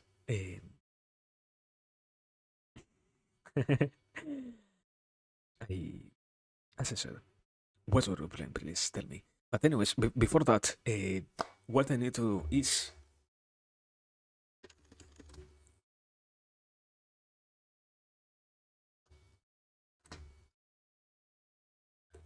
there it is. Before I forget, amazing show. So thank you, Charles. Thank you a lot, my brother. here we are studying. Um, I hope we got a nice one, and I I hope we can have a nice one. As always, also there is no necessity to stick people. You can take a break if you feel like. Know that there is no obligation. Chul already did his job more than enough. So, Crab's Tale. I don't know about that one. I think I have seen people playing it. I don't know if it has become popular or what's up with that. But yeah, I have heard the game. I have never even seen somebody play it. But if it is Souls, I do get that it is going to be hard as hell, certainly. But yeah, I hope you at the very least enjoyed what was the game itself, my brother. Uh, don't worry, I believe in your capacities. I simply love because it was like such an unclear definition that we were gaming and that you were nice at games. Like, oh yeah, we are streaming. And what did you do on the stream? Oh, streamed. Certainly, that is a description. But yeah. Um, here, now, here we are studying a little bit. We are continuing with the course a little bit more. We have been talking so much about so much, no, so so far. That's what I wanted to say. So far about stress and similar things. So I hope you're gonna enjoy this. Um, yeah. We are on stress. We have been at this point. I think mostly it has become an analysis of different studies realize on different things that do relate to stress. And in right now, we are analyzing what what is in very short that one study of the rats that get put in water to see how much they can resist before they give up their um, floatability, I think it is called, the capacity to keep themselves afloat, basically. And obviously, it is a hugely influential um, study because it talks about the nature of the animals in the sense of how is it that the creation of hope affects them? Because it already went, yeah, we already observed out of that. Basically, the conclusions are the animals that had no hope, sometimes, if they were um, capable of resisting with their own will long enough, maybe went for an hour, maybe. Meanwhile, the animals who found hope throughout mostly the hope created by the proper, not the proper, by the scientists themselves, that was showing them that there was a way in which they could escape, or also um, showing them that at some intervals they were picking them out of the water to keep them like, I think it was 5 second breaks or such, to literally let them in once again. When such methods were utilized, this whole mechanism that can only be explained as hope ended up letting those rats almost unequivocally all last for as physically long as they could. It wasn't that the hour mark was the maximum. It was that those willingly enough made it through that time. But in reality, those who had the resource of hope were capable of going at around 50 to 60 hours. So that is where it gets interesting because that is where I was just going right now. It gets incredibly useful, and it is probably one of the most distinct studies when you get to take into account what it becomes of the individual. Because certainly we're only talking about rats and we're only focusing on what the rats might be doing and such things. We're really not mentioning any human at all here. This probably wouldn't be an ethical study to perform. Probably, I don't know. Taking into consideration that ethics had become nowadays so incredibly um, fragile when it comes to doing studies and such. So yeah, um, now we're observing and we're thinking about how all of this, when applied to human, speaks almost volumes about the necessity or the utility of finding and refining. And obviously, if it isn't that you don't have even found one useful for you in particular, creating hope inside of the living being ends up letting you go towards those conclusions that allow the prolonged existence of the soul for as much as it can, instead of constricting what is not only the duration, but even more obviously, the enjoyment of reality itself as what it can become. One of the many ways in which you can now observe how this whole world lets you or gives you different tools or has out there more in reality different tools for you to utilize if you are willing. If you haven't really stopped to think about it before, you might not even realize that there are ways in which you can go for as many years as possible without almost feeling, yeah, falling ill. And for example, on this whole course about or well, not this course, this whole lecture about stress, a very predominant factor is how much if you let stress take control over you, you literally shorten your life to almost half or even less of what it can be.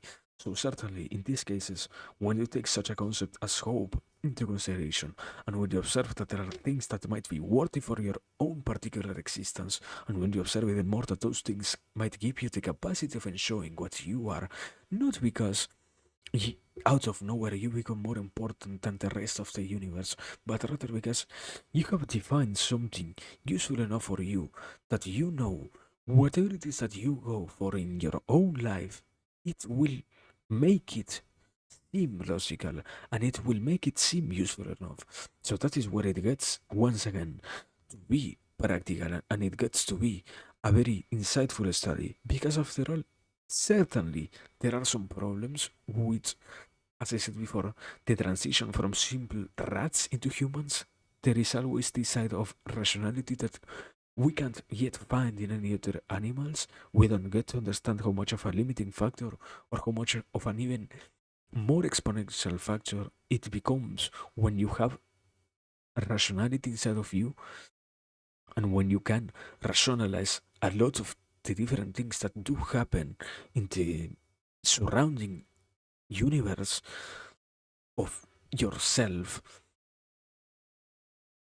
We don't get to explain those things yet, but at the very least, we get to see how something of quote unquote so little consciousness gets incredibly affected by such things because, and this was kind of my error here, the average of the rats that give up when they had no hope wasn't the hour.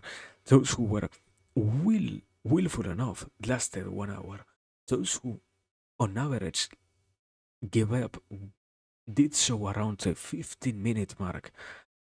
On one hand, while on the other, those who were given hope on the average lasted 60 hours. So that is when you literally get the difference between day and night because it doesn't even approximate at 60-fold. It literally becomes two complete worlds apart.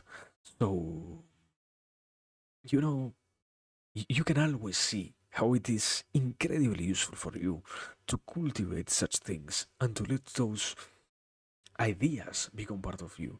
And I don't know, I mean, you can always, in this case, I would pretty much see it as something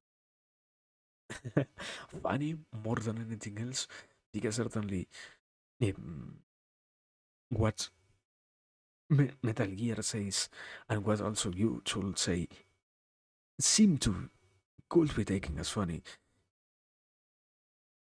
Not having hope really is a problem, and not having the capacity of finding something capable of motivating you towards striving every single day to achieve the things that you know you might be capable of doing becomes a fundamental problem. Because in these cases, we're not only saying it obviously as something that does afflict the soul in the sense of something completely abstract, but it directly correlates with everything else that has to deal with the physical and with the mental aspects of the self, something that is always present and that can be really noticed by everyone else. So that is why, as I said before, this is interesting. This is something that has a lot to unpack. So once again, I I have a hard time stopping myself from talking, particularly in this one topic. But yeah, I think the idea is kind of integrated. If not, I will drink some water, and after that, I will consider what I do if I keep rambling. Or fuck you, Joel. Thank you. But yeah, we will continue watching the video.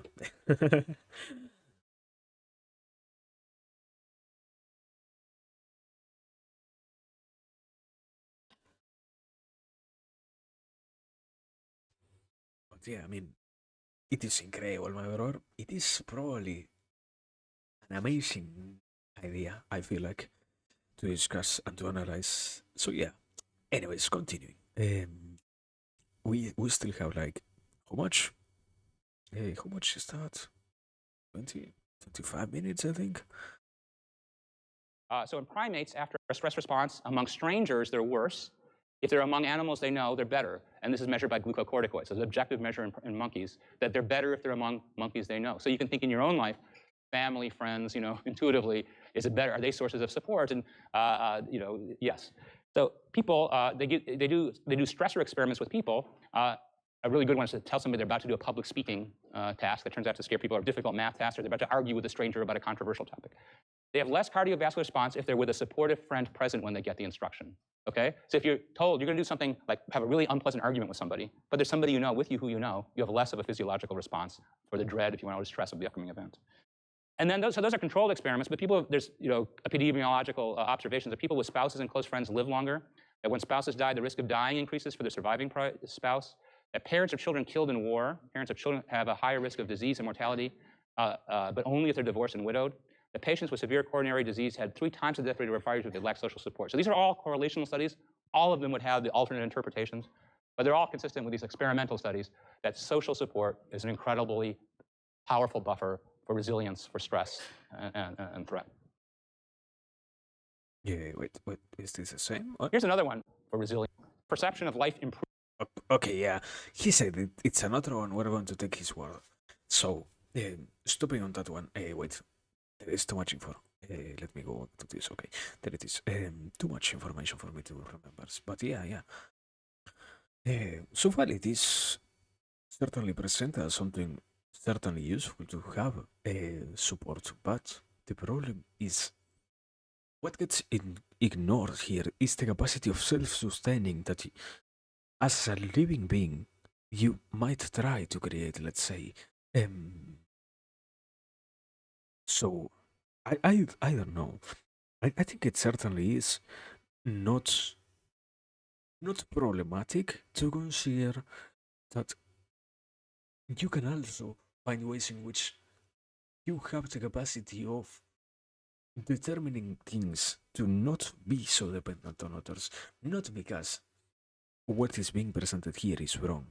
I mean, once again, this has been already proven enough, so that there is no possible um, way to contradict what is being presented, but simply yet another point to make.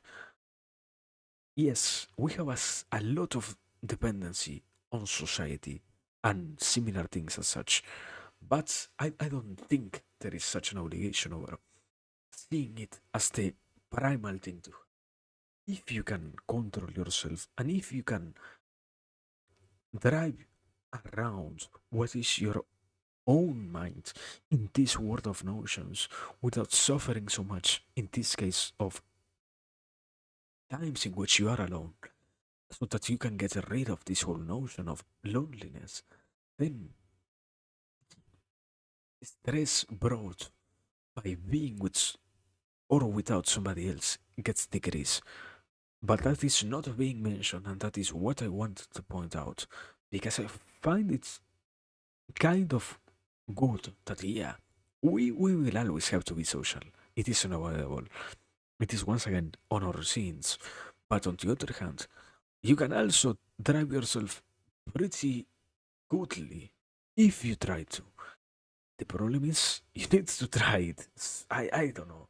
I think at the same time I already saw what Joel said and I was trying to think about it to give it a proper response. I think sometimes, yeah, certainly you can see people who does arrange marriages and such in not between others, obviously between themselves, so that they simply get those benefits. Besides, obviously, I mean, on this whole idea of stress, sometimes the stress itself might not be relieved because you are marrying somebody who you really love, because, or rather, because you are just marrying somebody who has money enough so that they can sustain your habits and your desires in life.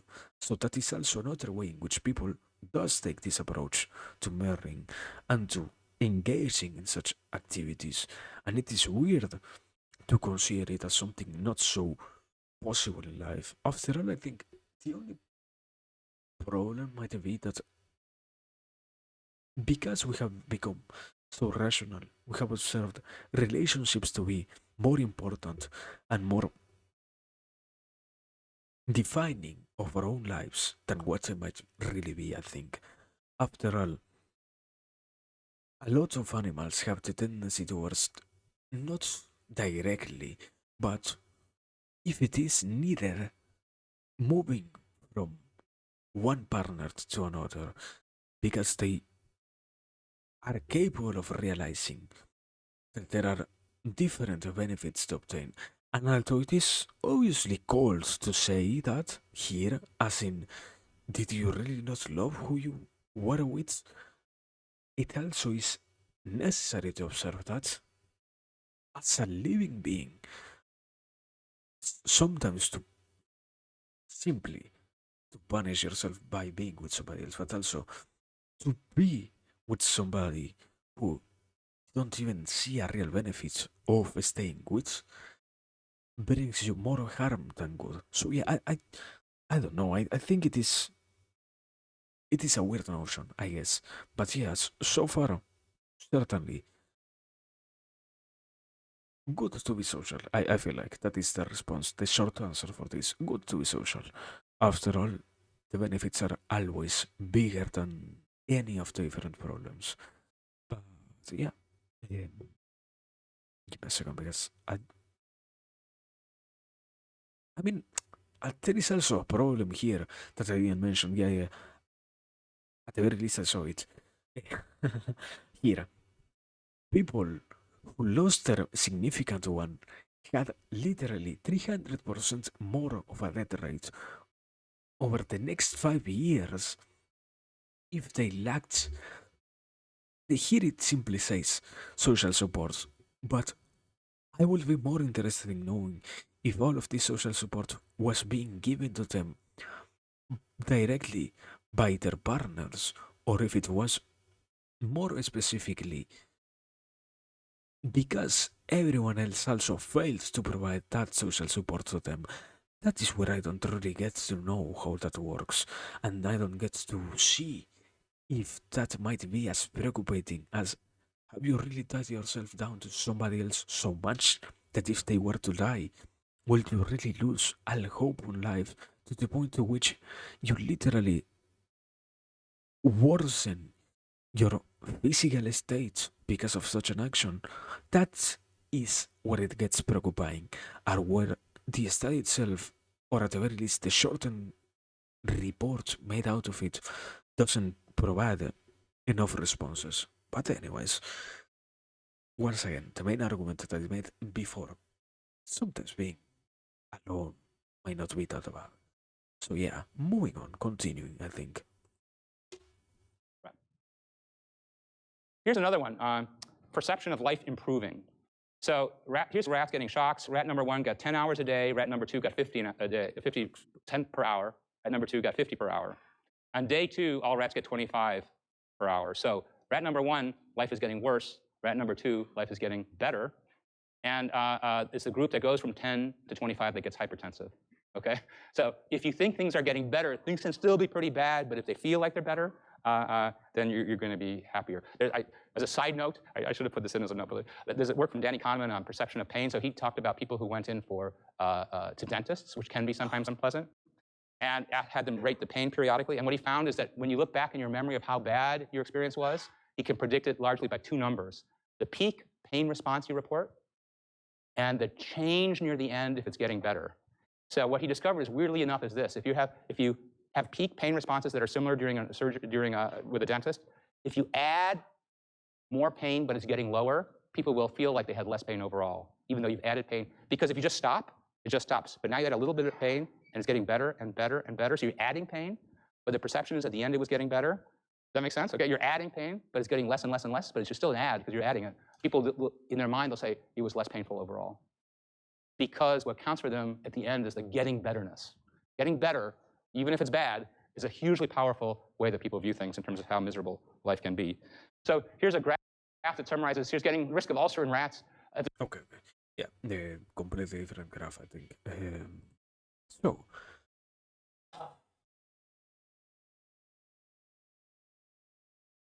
it does take some time to really consider it into what is the daily life of a human being, because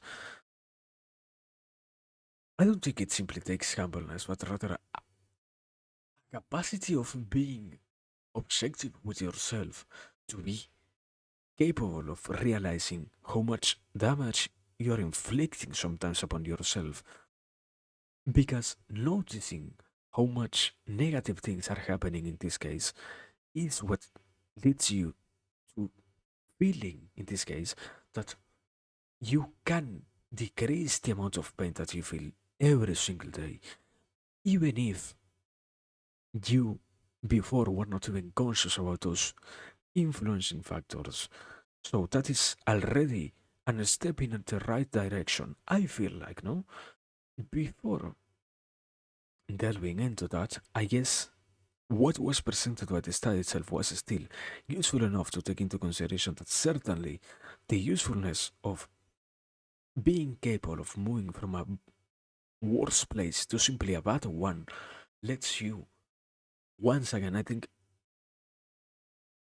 it might also be related to this sense of hope, probably. Um,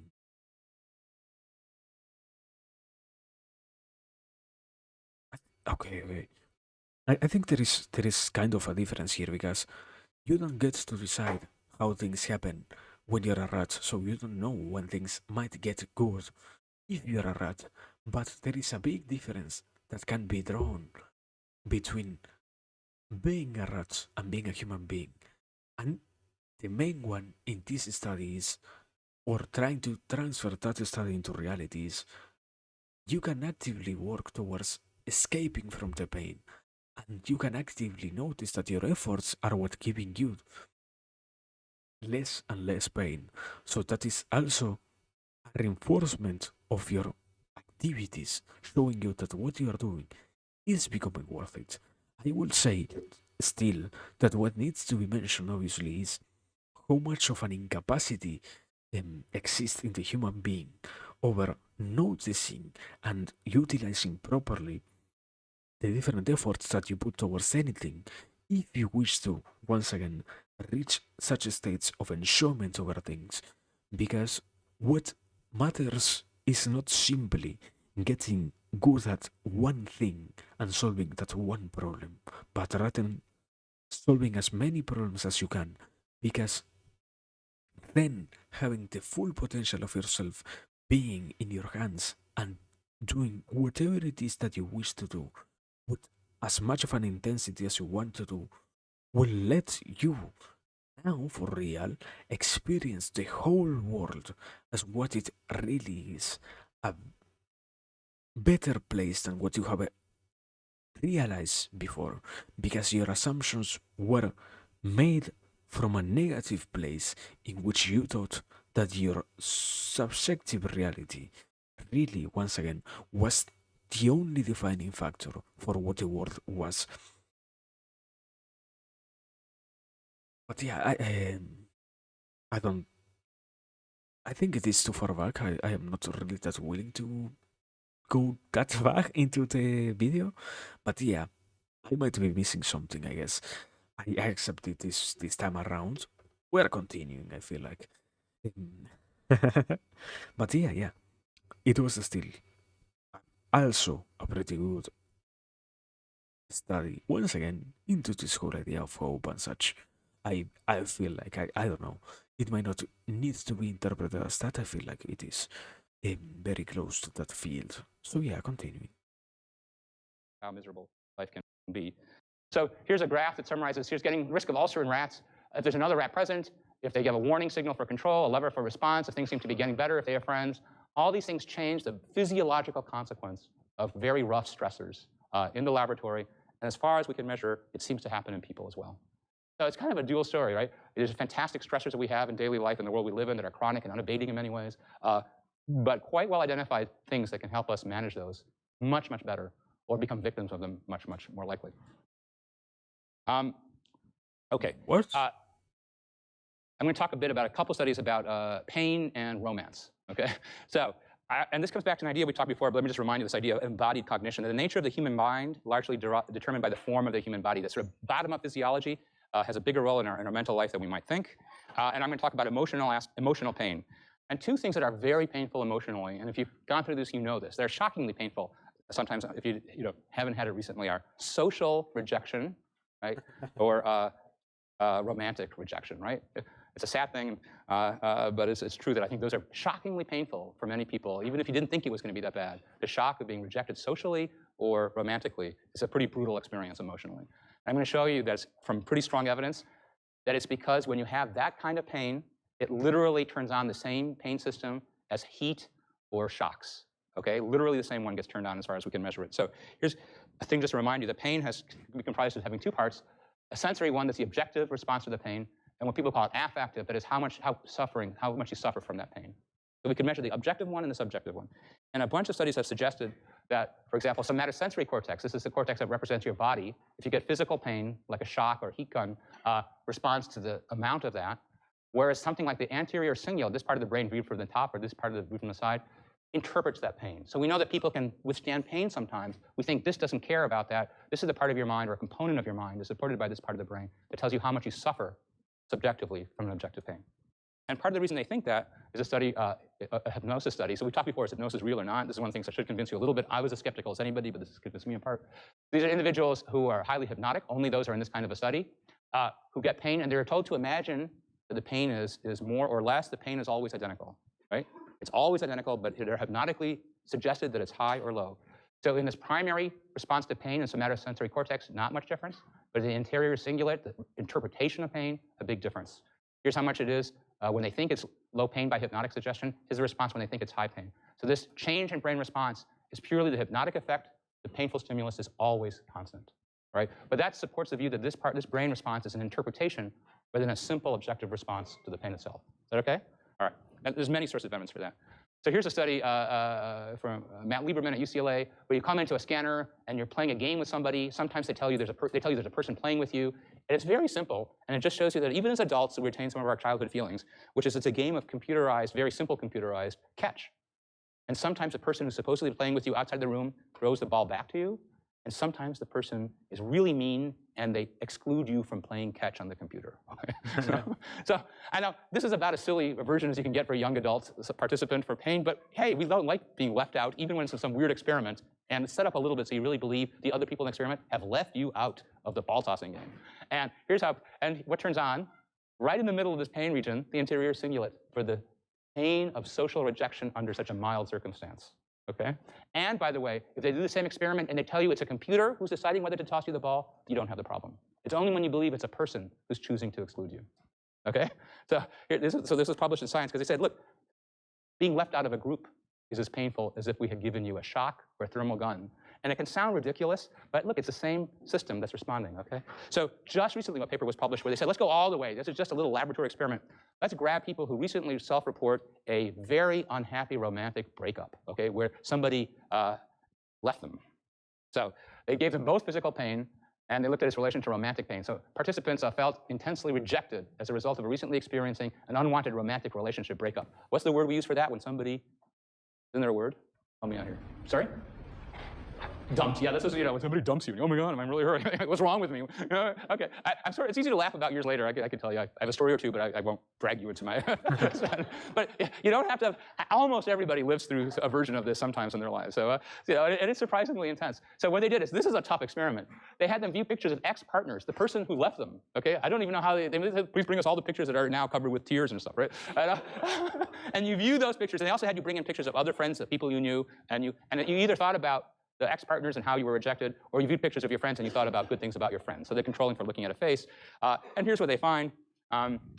Here's physical pain and social pain in the anterior cingulate, pretty much turning on the same part of the brain. When you see the person who dumped you, and when you get a heat gun applied to you that exerts physical pain. And in brain region after brain region, that which responds to physical pain is also turned on when you have look at the pain of looking at somebody who dumped you recently and you still feel that feeling of rejection. So, all of this is social rejection is very painful. Romantic rejection is very painful, and it's painful literally, okay? It's not a metaphor, it's not a story. It's literally the same system in your brain that feels physical pain, feels this emotional pain. So emotional pain is very powerful. And here's an amazing follow-up of this. And this is the kind of studies where, it'd be interesting if it gets replicated, but it kind of makes sense. Okay. Different styles, so we can finally pause, my brother. Okay.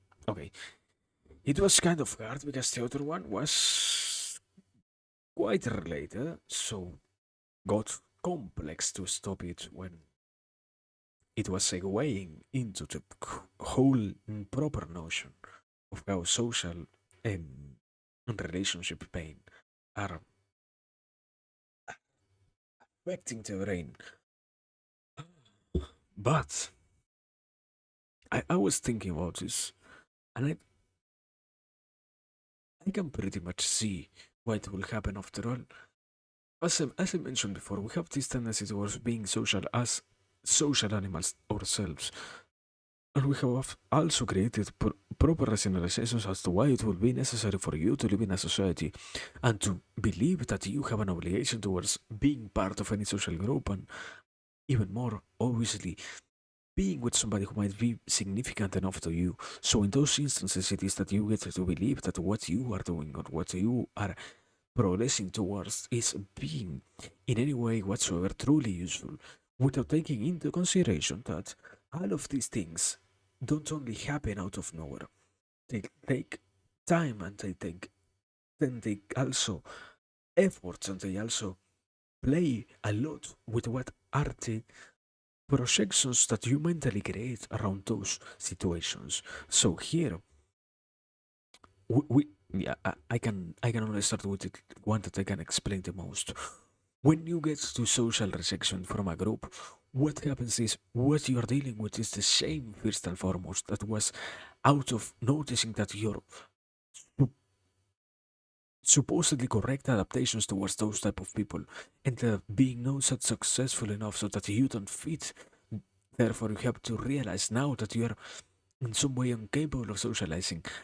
And as much as you deal with that feeling, you might even get to confront the reality, or suppose the reality, that sometimes you're not even capable of in any way whatsoever socializing with anybody, because after all, you were capable of doing social activities with one group, then with another, then with a third one, then with a fourth one, and maybe after the fourth one, you already start to question if you're in any way capable of socializing, because you have already seen that you failed at such a supposedly easy activity.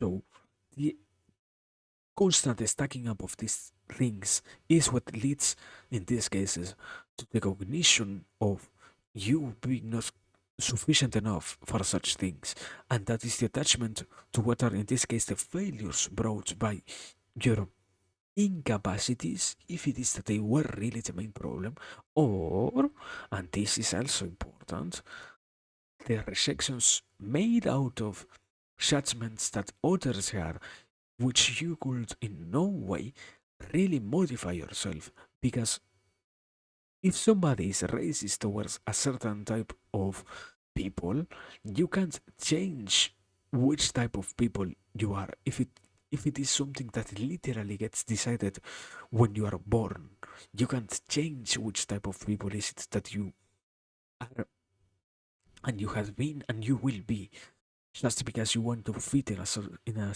particularly social group. So that is already something that is predestined to fail.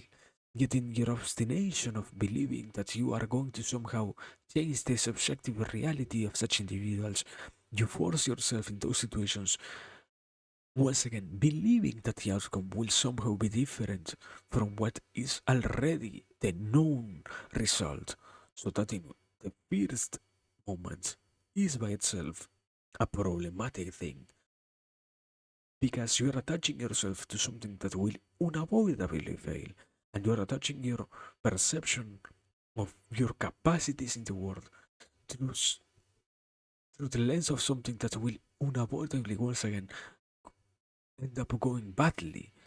So you are not properly letting yourself experience such a world, and you're even less not letting yourself enjoy all of these things as they should be meant to get enjoyed, let's say. So that is also a second part of this. And I think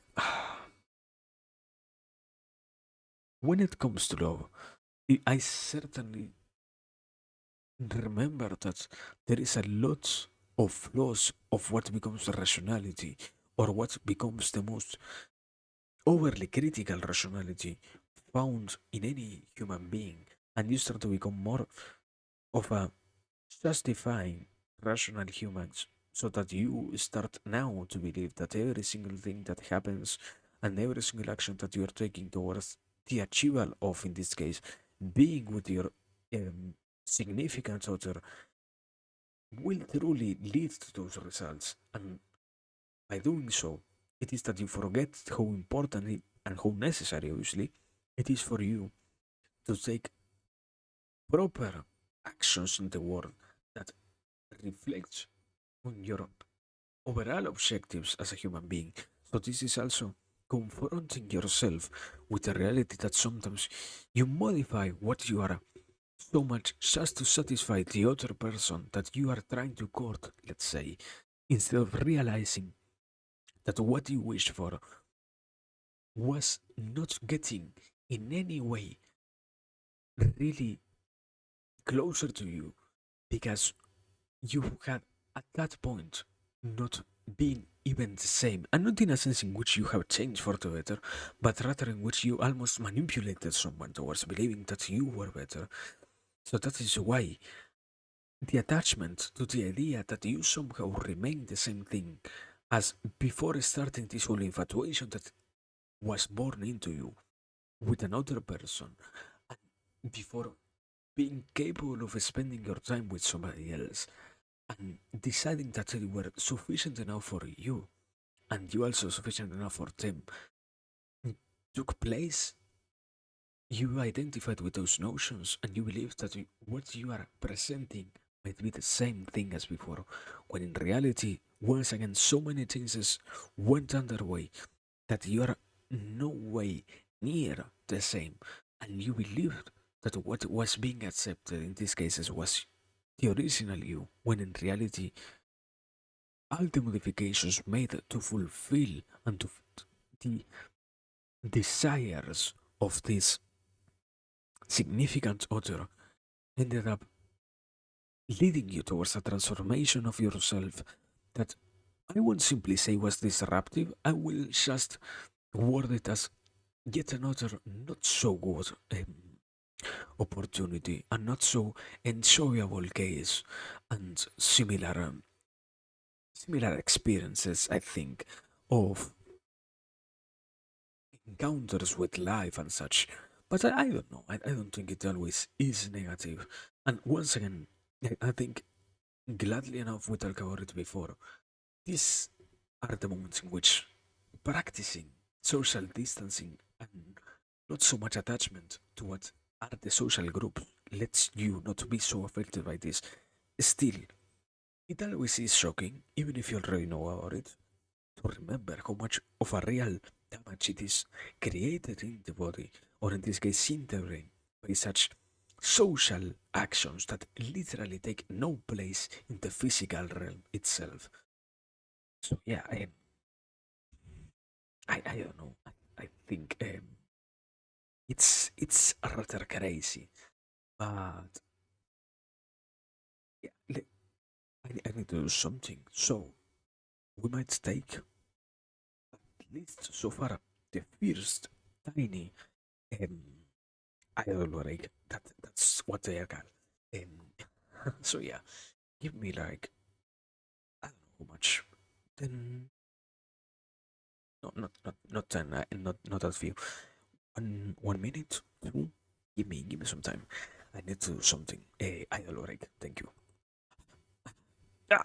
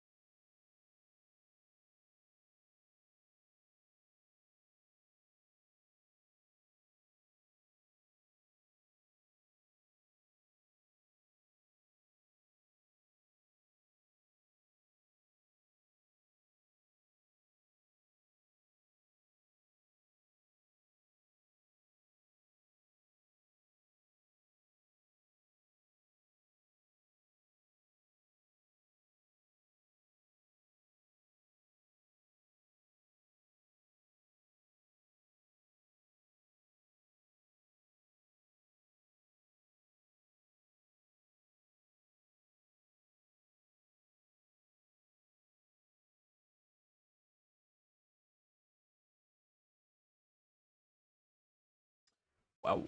So yeah. I think I finished with the topic. I hope I finished with the idea and with that particular study that was presented. I hope so. So yeah. Wow. Continuing with this, and I guess continuing with the video itself also. Let's say what else is here. Feels this emotion. Emotional pain is very powerful. Um, uh, and here's an amazing follow-up of this. And this is kind of studies where it'd be interesting if it gets replicated, but it kind of makes sense. So they randomly assigned people to 2,000 milligrams of a pain medication like Tylenol, et cetera, and for 3 weeks, or they got placebo. So you don't know what you got. It's a double-blind study. They provided daily reports of how their day was. By day 15, they reported less painful responses to rejection in their daily lives, and they also had less brain response to social rejection by taking drugs that work on pain. And they don't even know it. It's a double-blind comparison. Now, there's all kinds of issues for those of you, I just got to tell you this. To chronically take these drugs, you get ulcers and things like this. So don't do that. But it just pushes the point that, there's some incredibly interesting relationship between emotional pain and physical pain that's very striking. Okay, now I'm going to go on for the last few minutes to another topic. And again, it's one of these topics about racial relations.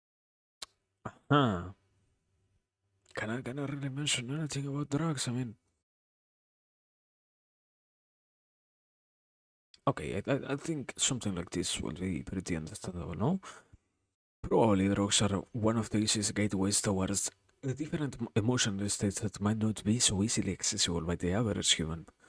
Because after all, you are not that well trained or developed in emotional aptitudes on many areas of your life, so you don't get to experience many of the positive sides of consistently and sufficiently enough working with those problems that do arise from your existence and from the constant trial and error of your objectives and your desires and such. So that is already a good consideration to make. And not simply a good one, but a very big important one to make.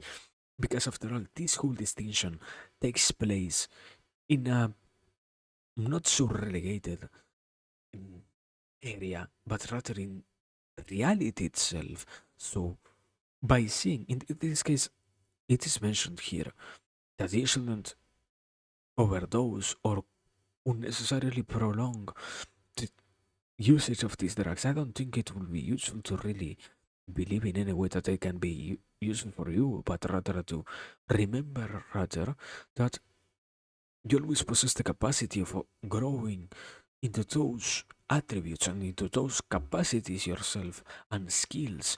You really don't have a necessity towards taking X or Y or using whatever when it comes to emotion maturity, because emotions are a lot more manipulable than a lot of other concerns and problems that do arise in the human body.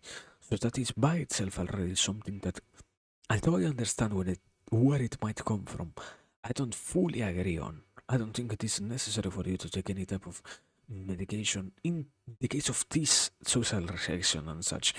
There are obviously some other more serious problems that will obviously require um, usage of substances to limit how much of a negative influence they have over you.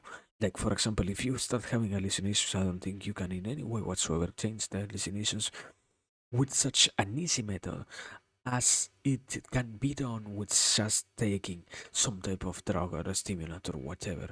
So that is one thing, or another thing also to take into consideration here. But yeah, I don't know. I think the point was to prove that also, yeah, the main point was literally painkillers alleviate also the social rejection pain that is sufficiently enough good and positive for this argument, I guess. So moving on, I don't know. I don't know if I am really missing anything else. Moving on. U.S. It's always a very difficult topic in our culture, and I hope I hope I communicated correctly and appropriately. We talked before about stereotype threat, and this is a threat that a person feels because this is another form of stress.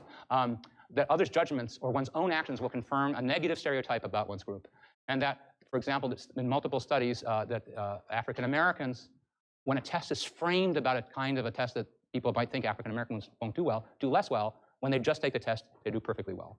And we talked about that whatever stereotype might apply to you, when it's invoked, people underperform in that area. And we interpret that as a sort of a stress that's not letting people perform at their best. So I'm going to talk about that stress element, but we're going to do an exercise. And again, I need you to be sensitive on this, and hopefully I'll do it. Which is the most common way that psychologists measure attitude, something about the stereotypes that inhabit the minds of people who live in this country. So we're going to do it as an exercise. If you're willing to do it, you need to tap with one hand or the other. And we'll just try it. You don't have to do this at your desk. The first time, I read about this kind of research for a number of years before I ever did it as a demonstration when I was at a conference and somebody who works in this field did it. And it was kind of striking when it happened. So, it's up to you. Anyway, so think about whether you want to do this, but here's what we're going to do. So the experiment has two kinds of stimuli, basically. One of them are adjectives that are pleasant or unpleasant. So everybody agrees that murder or sickness is unpleasant. Everybody agrees that, cheer and peace are pleasant, right? Okay? The second category of stimuli that are relevant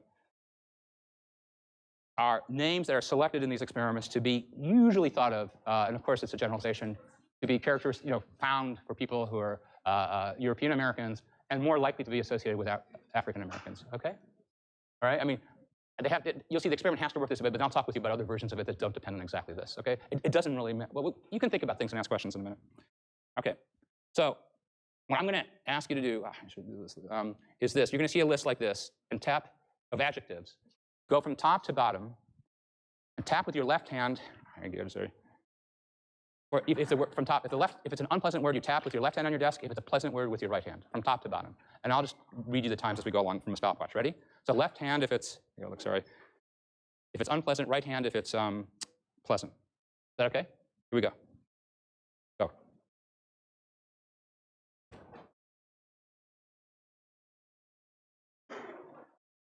Nine seconds, 10 seconds, 11 seconds, 13 seconds, 14, 15. Okay, all right, there's some practice effect in all this stuff.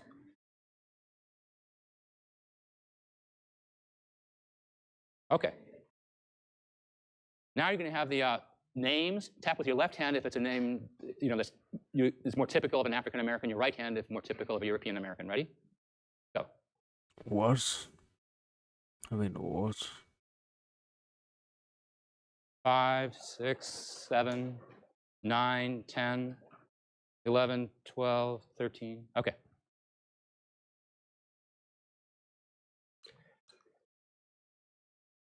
Okay. Tap with your left hand if the adjective is an unpleasant adjective or the name of an African American. Your right hand if it's pleasant or the name of a typical white American. Okay? What? So now it's a mixed list. Ready? Go. Well, I need to see the result of this. I don't 5, understand it. The fuck? 10, 12, 13, 14, 15. Okay, so about 15 we got pretty much everybody. Okay, we'll do this now. Left for a name typically associated with, in this kind of experiment, for a white American, right for a black American. Ready? Go.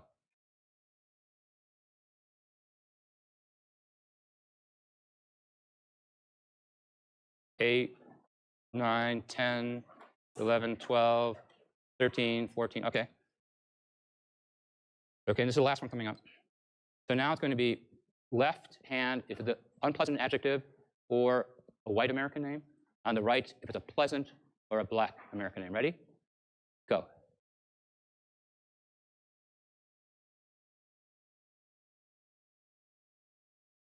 Eight, 9, 10, 11, 12, 13, 14, 15, 16, 17, 18, 19, 20, 21. Still tapping, right? All right, so this is a shock, right? If you don't know this literature, it's a shock. And it's a shock because this effect, which you heard yourself, happens in undergraduates across this country, people who are very convinced that racism is wrong, they hold no stereotypes themselves, and they may, they're definitely wrong that racism is wrong. They're definitely right about that. Definitely, don't foster a stereotype. I mean, you don't either. But an experiment after experiment in the country, and there's literally hundreds of these published, people on average are faster when they have to do unpleasant or black than unpleasant or white, as if it were easier to associate these two concepts. And what we just did now,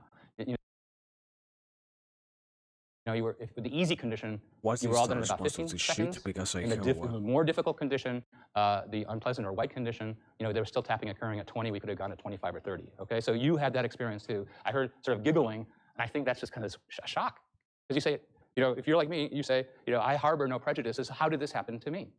So this experiment, and you can look up a lot of information about this from Mazrin Banashi at Harvard, who's sort of the leader of this with Tony Greenwald. They have a huge amount of evidence about this.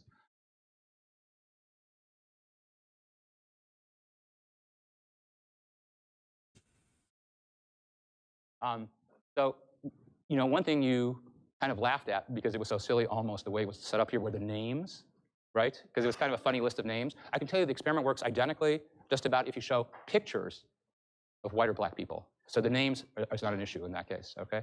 So it's a shocking thing. And where does it come from? That people are faster for white and pleasant than black and pleasant. That occurs in 75% of people who are white and about 50% of people who are black. So it's not as if black people reverse that pattern. It's just sort of even. And for whites, there's on average for white people, they find it just easier to associate the white things with pleasant things than black names or faces with pleasant things. Yeah?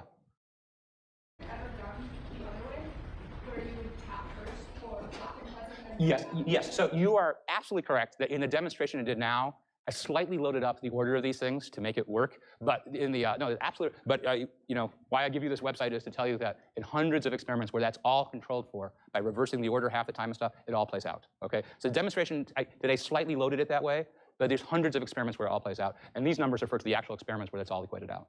People worried about whether the frequency of the names, that a name like Chip might be. I guess it is completely up to one to learn about it, but yeah, I have the literal same question as the student who said, "My brother, you're confusing the fucking brain. You told me do right for one thing, left for another, and later on you mix them, and later on yet you went half and half with my actions. I can't fucking adapt to the situation so rapidly. You gave me one pattern, then another. No, my man, but before I give her an even better response, let's see what else is there. Frequent, common than a name, that's an African American name just by sheer number. So that therefore the pictures gets it out of the equation. People have worried about lots of things about this. I think almost everybody agrees the basic phenomenon holds up under well-controlled experimental designs. That's an excellent question. Any other questions about this? It's a very disturbing thing. I mean, partly shows you that stereotypes are out there, unfortunately, to this day. Even with an African-American president, stereotypes are out there. People's heads. Now, they used to call it the test of implicit attitudes, but now that people got a little, is this really the attitude a person has in their head, or is it really they know about a stereotype that's out there? It's still problematic to have the stereotypes out there, even if it's not the one you believe and subscribe to or live by. Yeah? Actually, taking the test or the experiment. Yeah. And whether they found that it was more associated yourself, your own group, with the positive things? No, well, no. So with African Americans, it's about 50-50 on average across them. So it doesn't reverse. It's not like my group is awesome, all other groups are, not so awesome as my group because I'm in my group, right? It could be that, and that also would be problematic as much as anything. But it doesn't seem to play out that way. It seems to play out a little bit to what you might call, and this will change my guess, is to what is the dominant group in a society. Okay, and now the U.S. is changing in this regard. Okay, but it's not changed yet. And you get these kinds of things in lots of domains. We talked about that before. It's not just about black and white. But the last thing I want to show you, we'll be done in 5 minutes. It's like 2 slides. Is sort of a follow-up on this. So here's an experiment that was done at Dartmouth, and they had white participants. Okay. Then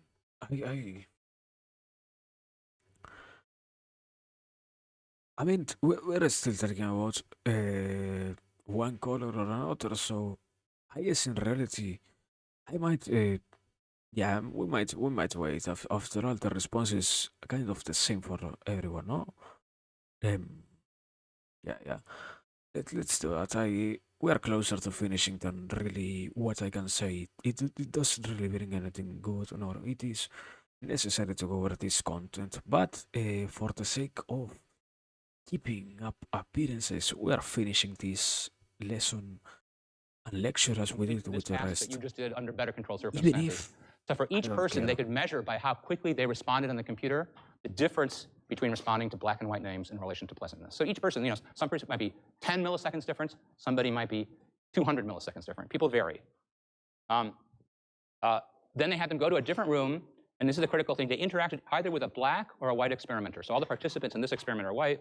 Then they were told the reason you were doing this is we want to videotape you making comments about the college fraternity system and racial profiling after 9/11. That was kind of a cover story, although the racial word was probably meant for them to think a little bit about the fact they just did the test you did. They go into a room, they interact with a black or white experimenter.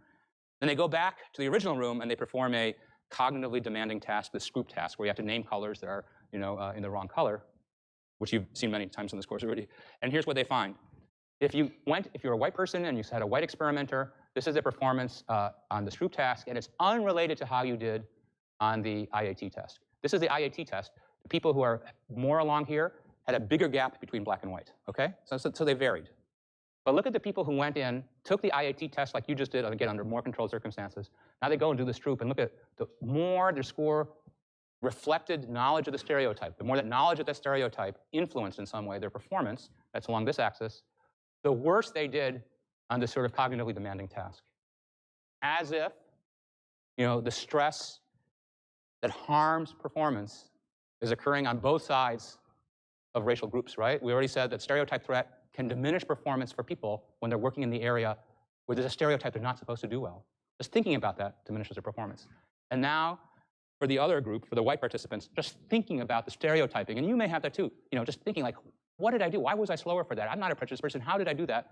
The more their performance looked like that, the worse they did on this task, as if, again, now they had their part of their mind in the wrong place. They're over-aroused and underperforming. So that sort of everybody's falling victim on both sides of this perspective to these racial stereotypes. Whether you're black or white, it's disturbing to have that thought, and it diminishes your ability to sort of think clearly. So in that sense, stereotypes makes you stupider in performance on a cognitively demanding task. So there's so many forms of stress. And the one good thing is, the psychologists are getting better and better at discovering sources of resilience. And we talked early in the course, it includes resilience from stereotype threat. We'd like to just get rid of stereotypes today, but pending that, we've talked about things like essays and so on that have surprisingly brisk effects in these domains. Okay, thanks very much. There it is, my brother. Okay, nice.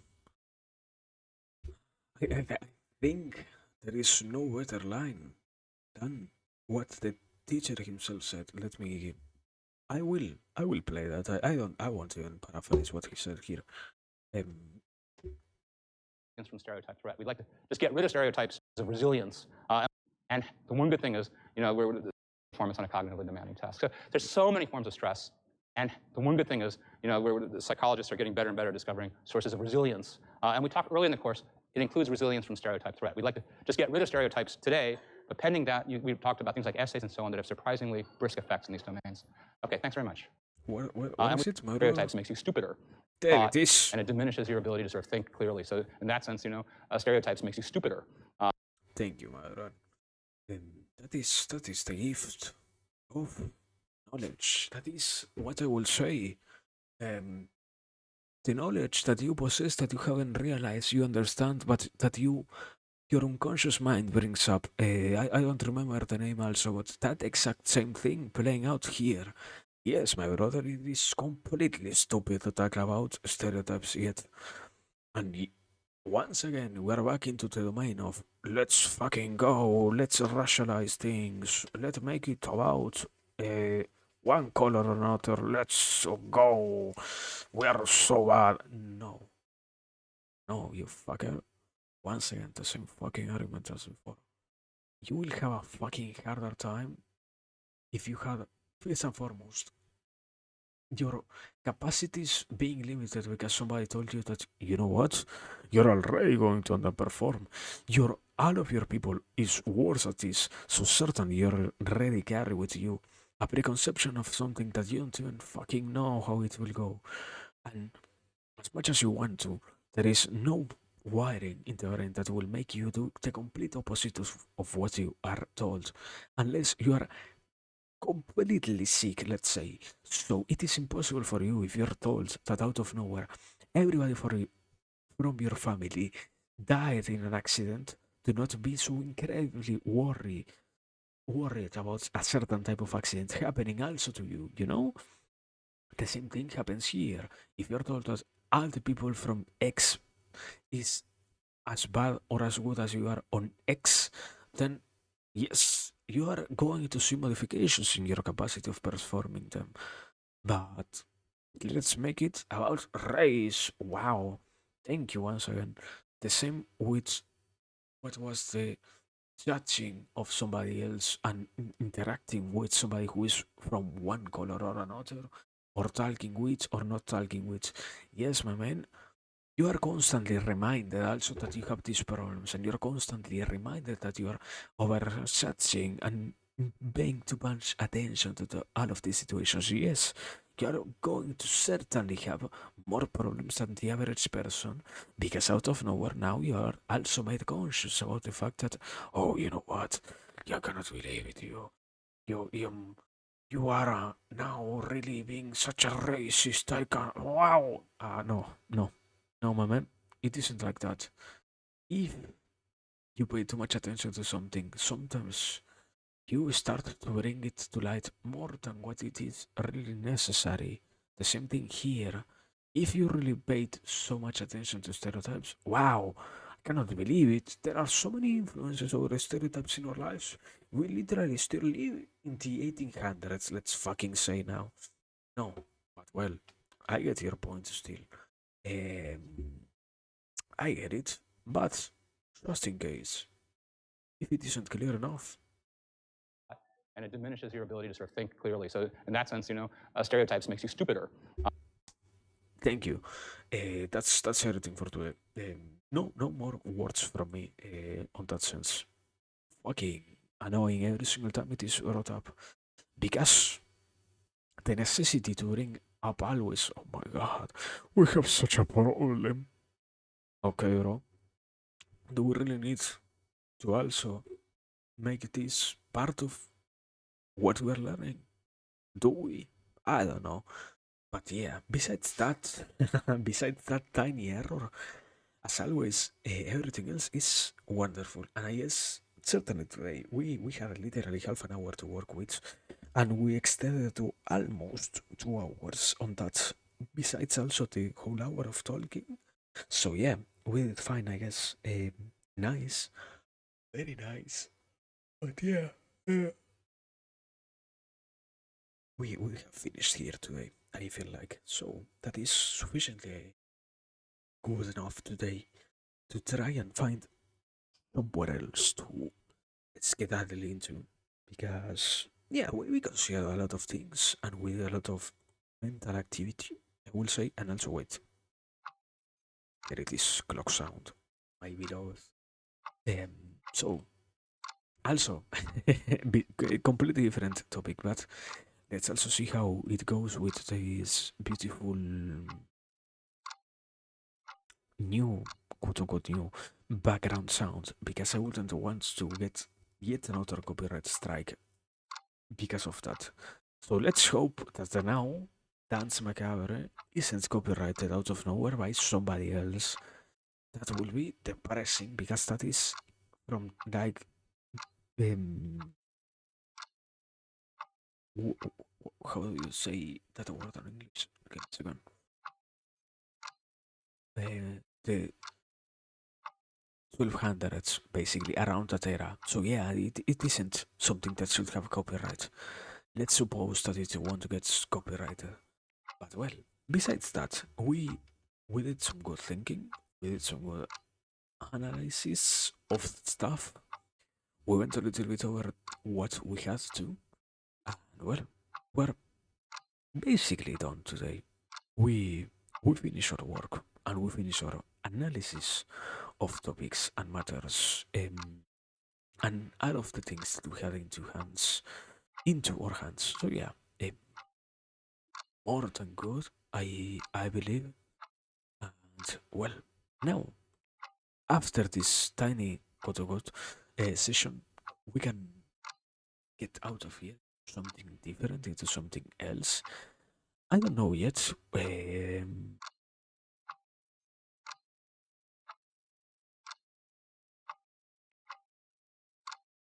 Okay, I think here, if I'm not wrong, over here would be a very wise decision, if if I may so choose here. So yeah, as always, it was a nice one. What we had, it was a very entertaining stream. What we went for, and we did a very good job at thinking, I guess, and a very good job at analyzing stuff and similar. Um, it was a pleasure. And as long as it doesn't get weird as today, it also is something nice to do actively. So, we will see what we can do next time. Until then, as always, keep yourself safe. Thanks for being here. Thanks for watching. Thanks for lurking. Thanks for watching the world. Thanks, Jule, for the raid. Um, thanks everyone else. It is always a pleasure. We will see what's going to be the next one. I haven't yet decided, but yeah, I will have to figure it out. Probably by tomorrow, I guess. I don't know. But anyways, as always, thanks for everything. Keep yourself safe, rate, rest, do what you need to do, and whenever we can, we're getting back here. And if we don't, at the very least, we enjoyed what we did right now, and that is enough. So well, now the most important pressing matter is that we are leaving. So we're going into Chaos Foundry, who is playing pools, a kind of liminal space game. And yeah, we're down here. As always, thanks for it. Now, goodbye, stay safe, and until next one, or if we don't see each other, thanks for everything. It was certainly a pleasure. Now, yeah, raid into, as I said, Chaos Foundry, doing pulls. Let me hit that key that says raid.